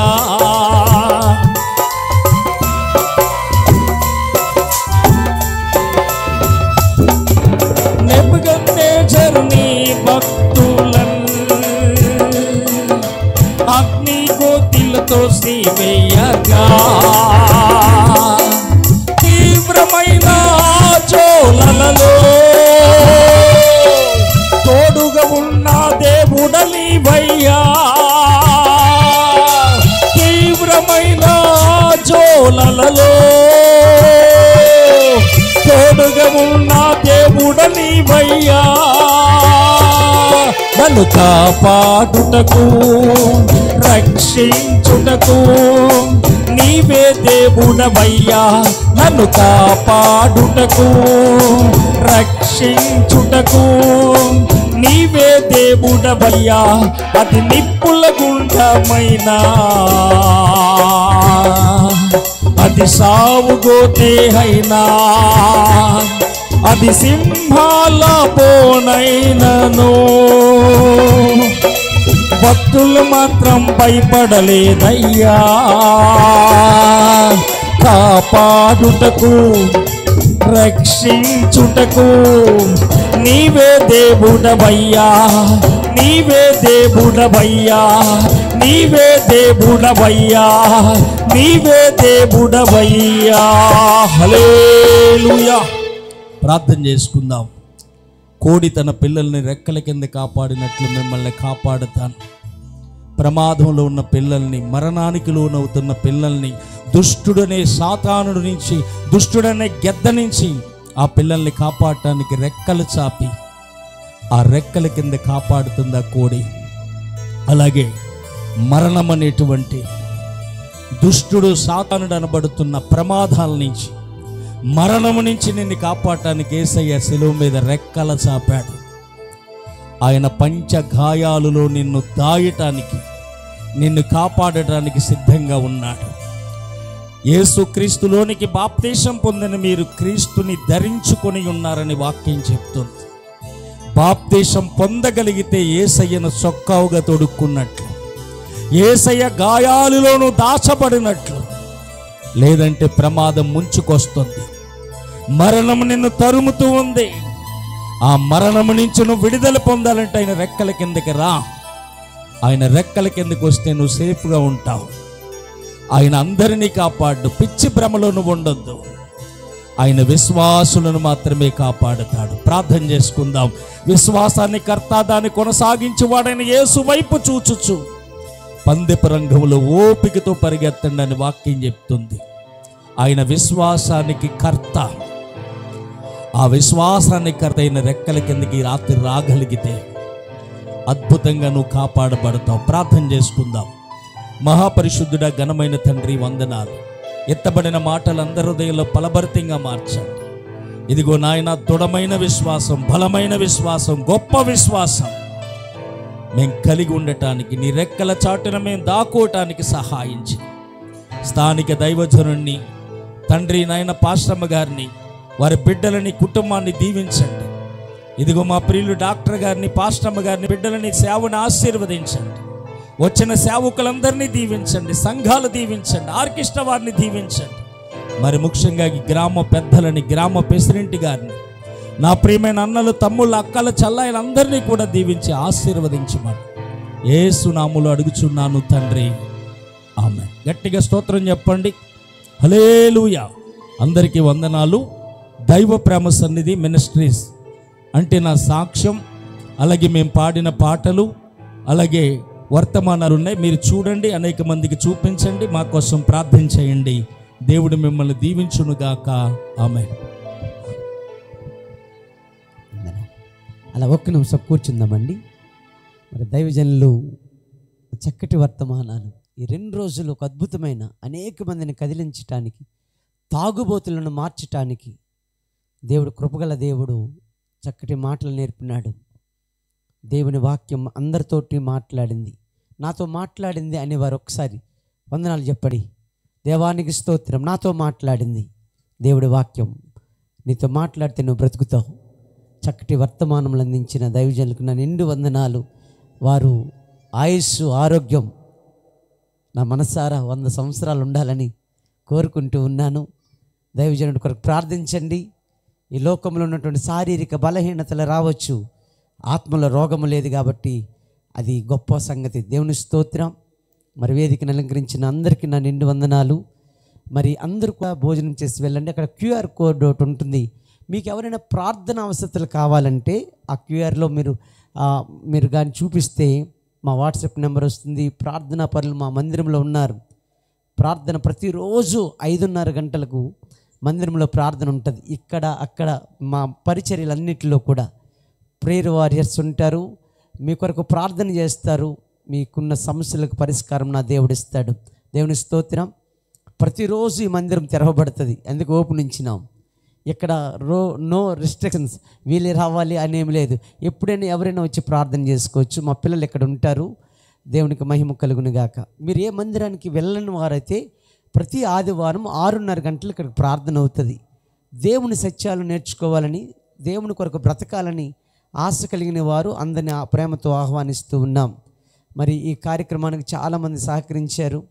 మా ఆత్మీయ బిడ్డలు, నా సంఘ బిడ్డలు ఈ స్క్రీన్లు ఎత్తి ఇవన్నీ కూడా మా బిడ్డలు వారు సొంతంగా వేసినవే. ఇలాగ మా పరిచర్యలు చాలామంది సహకారులు ఉన్నారు. వారందరికీ ధన్యవాదాలు. మరి వెనకాతల భోజనాలు ఏర్పాటు చేయబడ్డాయి. 26వ తేదీన అమ్మ, ఎప్పుడు 26వ తేదీన ఇక్కడ కృతజ్ఞత కూడుకున్నది. అంటే ఈ ఆదివారం కంటే వచ్చే ఆదివారం రావడానికి అవకాశం ఉన్న వారందరూ రండి. సాయంత్రం ఇండివిజువల్గా చెప్పడానికి అవ్వదు కాబట్టి ఈ విషయాన్ని తెలియజేస్తున్నాను. ఈ 3 రోజులు మీటింగ్స్ అవ్వవేమో, చైనాలో ఏదో వైరస్ వచ్చింది, లాక్డౌన్ పెడతారేమో అని వర్షాలు అన్నారు. కానీ అన్నిటినీ దేవుడు పక్కకు నెట్టి దైవజనుడిని తను వాడుకొని ఒక గొప్ప సభలు ఏర్పాటు చేసినాడు. నేను ఈరోజు పండగ, నేను అయ్యగారితో ఏం చెప్పినానంటే, రేపు పండగ సార్ ఈరోజే మీ సాక్ష్యం చెప్పిస్తే బాగుంటుంది అన్నట్టు. కానీ నిన్న ఈరోజు ఇంచుమించు మేము ఊహించిన దానికన్నా ఎక్కువ వచ్చినట్టే. దేవునికి మహిమ కలుగును గాక. సహకరించిన వారందరికీ వందనాలు. ఒక్కసారి అందరు లేచి నిలబడితే మన మధ్యలో ప్రకాష్ గారు ఉన్నారు, వారు ప్రార్థన చేస్తారు. దైవ ఆశీర్వాదాలతో ముగించుకుందాం. అందరు ఒకసారి అందరు లేచి నిలబడదాం. ఒక్కసారి మీ పక్క వరకు ఒకసారి వచ్చే చెప్పండి. వచ్చే సంవత్సరం ఒకసారి అని అండారా? తప్పే లేదు. వచ్చే సంవత్సరం నేను డబ్బులు అడగను, ఇందాక ఏదో సరదాగా అన్నాను. అన్నారా లేదా? 26ని మళ్ళీ కలుసుకుందాం. దేవునికి మహిమ కలుగును గాక. ప్రార్థన. సకలాశీర్వాదాలకు కారణభూతుడైనటువంటి మా పరలోకపు తండ్రి, ఘనమైన దేవుడా, మంచి దేవుడా, మా బ్రతుకుల్లో మీరు చేస్తున్న ఘనమైన కార్యాలంతటిని బట్టి వందనాలు. 2024 సంవత్సరం అంతా కాపాడారు. 2025 సంవత్సరంలో నాయన ఈ యొక్క 12, 13, 14 తారీఖులు జరిగినటువంటి సృష్టికర్త సంబరాలను నీనా మహిమార్థంగా జరిగించుకున్నందుకు వందనాలు. దైవజనులు ఆండ్రూస్ గారిని పేరు పెట్టి పిలిచారు. ఈ సృష్టికర్త వ్యవస్థాపకులుగా మీరు వారిని నియమించారు. వందనాలు. పాస్టర్ గారిని, వారి బిడ్డలను, వారికి ఉన్నటువంటి 3 సంఘాలను దీవించండి. ఈరోజు నిన్న ఈరోజు కూడా నాయన దైవజనులు నాయన బట్టి శ్రీను గారిని అంత బలంగా వాడుకున్నారు నాయన. వారిని ఏ స్థలములు అడిగిపెట్టిన ఆరోగ్యాలతో నీ నామ మహిమార్థంగా ఆ బిడ్డను మీరు వాడుకోమని బ్రతిమలాడుతూ ఉన్నాను. ఈ 3 రోజులు పాలు పొందులు పంచుకున్న బిడ్డలందరికీ మీరు దీవించమని బ్రతిమలాడుతూ ఉన్నాను. ప్రార్థన చేసిన బిడ్డలు, నడిపించిన బిడ్డలు, అలాగే ఈరోజు నాయన చక్కటి గ్రీటింగ్ చెప్పినటువంటి దైవజనులు కూడా దీవించండి. నన్ను కూడా జ్ఞాపకం చేసుకోండి. మరొక్కసారి నాయన నీ సిద్ధమైతే, నీ రాకడ ఆలస్యమైతే నాయన 2026 సంవత్సరం నాయన ఈ సృష్టికర్త ఎంతకంటే ఘనముగా జరగటానికి మీరే ద్వారాలు తెరిచి మీరు మమ్మల్ని సిద్ధపరిచి మహిమ ఘనత ప్రభావాలు మీరు పొందుకోమని త్వరలో రానున్న ప్రభువైన యేసుక్రీస్తు నామములో బ్రతిలాడి వేడుకుంటున్నాం తండ్రి. ప్రభు అయిన యేసుక్రీస్తు కృప, తండ్రి అయిన దేవుని ప్రేమ, పరిశుద్ధాత్మ అన్యోన్య సహవాసం, సమాధానం కూడి వచ్చిన మనందరికీ, లోకంలో ఉన్న సకల పరిశుద్ధులకు, ప్రకటింపబడిన మాటలకు, జరుగుతున్న పరిచర్యలకి, వచ్చిన సేవకులకు, వారి సంఘాలకు, ఈ గ్రామానికి ఆయన కృప సదాకాలం తోడయుండి కాపాడునుగాక. ఆమేన్. అందరికీ శుభములండి. అందరికీ వందనాలు. దేవుని స్తోత్రం. వందనాలు చెప్పండిరా. అదేం ఖర్చుతో కూడిన పని కాదు కదా, ఖర్చు కాదు కదా. దేవుని స్తోత్రం. అందరు భోజనాలకి వెళ్ళండి. మరి మీకు దేవుడిచ్చినటువంటి కృప, మీరెవరైనా మాతో పరిచర్యలు భాగస్థులు అవ్వాలనుకుంటే క్యూఆర్ కోడ్ అక్కడ ఉందండి, ఆ స్క్రీన్ మీద చూపిస్తూ ఉన్నాం. దానికి స్కాన్ చేయండి, మా నెంబర్ వస్తుంది. వాట్సాప్లో మీకు మేము ఫాలోయింగ్ అవుతాం, ప్రార్థన చేస్తాం నిత్యము కూడా. నన్ను అయ్యగారిని తీసుకెళ్ళండి అమ్మా. దేవునికి మహిమ. అందరి భోజనాలకు వెళ్దామండి. ప్రతి శుక్రవారం ఉదయాన్నే 10 గంటలకు ఆరాధన ఉంటుంది. అలాగే ఆదివారం సాయంత్రం 6:30 గంటలకు ప్రార్థన ఉంటుంది. గాడ్ బ్లెస్ యూ అండి. మరి మా శ్రీని గారు చక్కటి ఏర్పాట్లు చేశారు, ఇవన్నీ కూడా టెంట్లు ఇవన్నీ కూడా. వారికి నా నిండు వందనాలు. గాడ్ బ్లెస్ యూ అండి. మీరు కూడా రక్షణ పొందాలి. గెద్దపేటలో సభ పెట్టబోతూ ఉన్నాం శ్రీని గారు వారి ద్వారా. దేవుని స్తోత్రం. దయచేసి అక్కడ పాస్టర్ పురుషోత్తం గారు ఉన్నారు, మంచి గ్రంథాలు అక్కడ పెట్టారండి. ఆ బుక్ స్టాల్ దర్శించాలండి, మీకు కావాల్సినటువంటి బుక్స్ అక్కడ దొరుకుతాయి. దయచేసి గమనించండి. వెళ్ళేటప్పుడు భోజనం చేసి వెళ్ళేటప్పుడు ఆ బుక్ స్టాల్ దర్శించవలసిందిగా మనవి.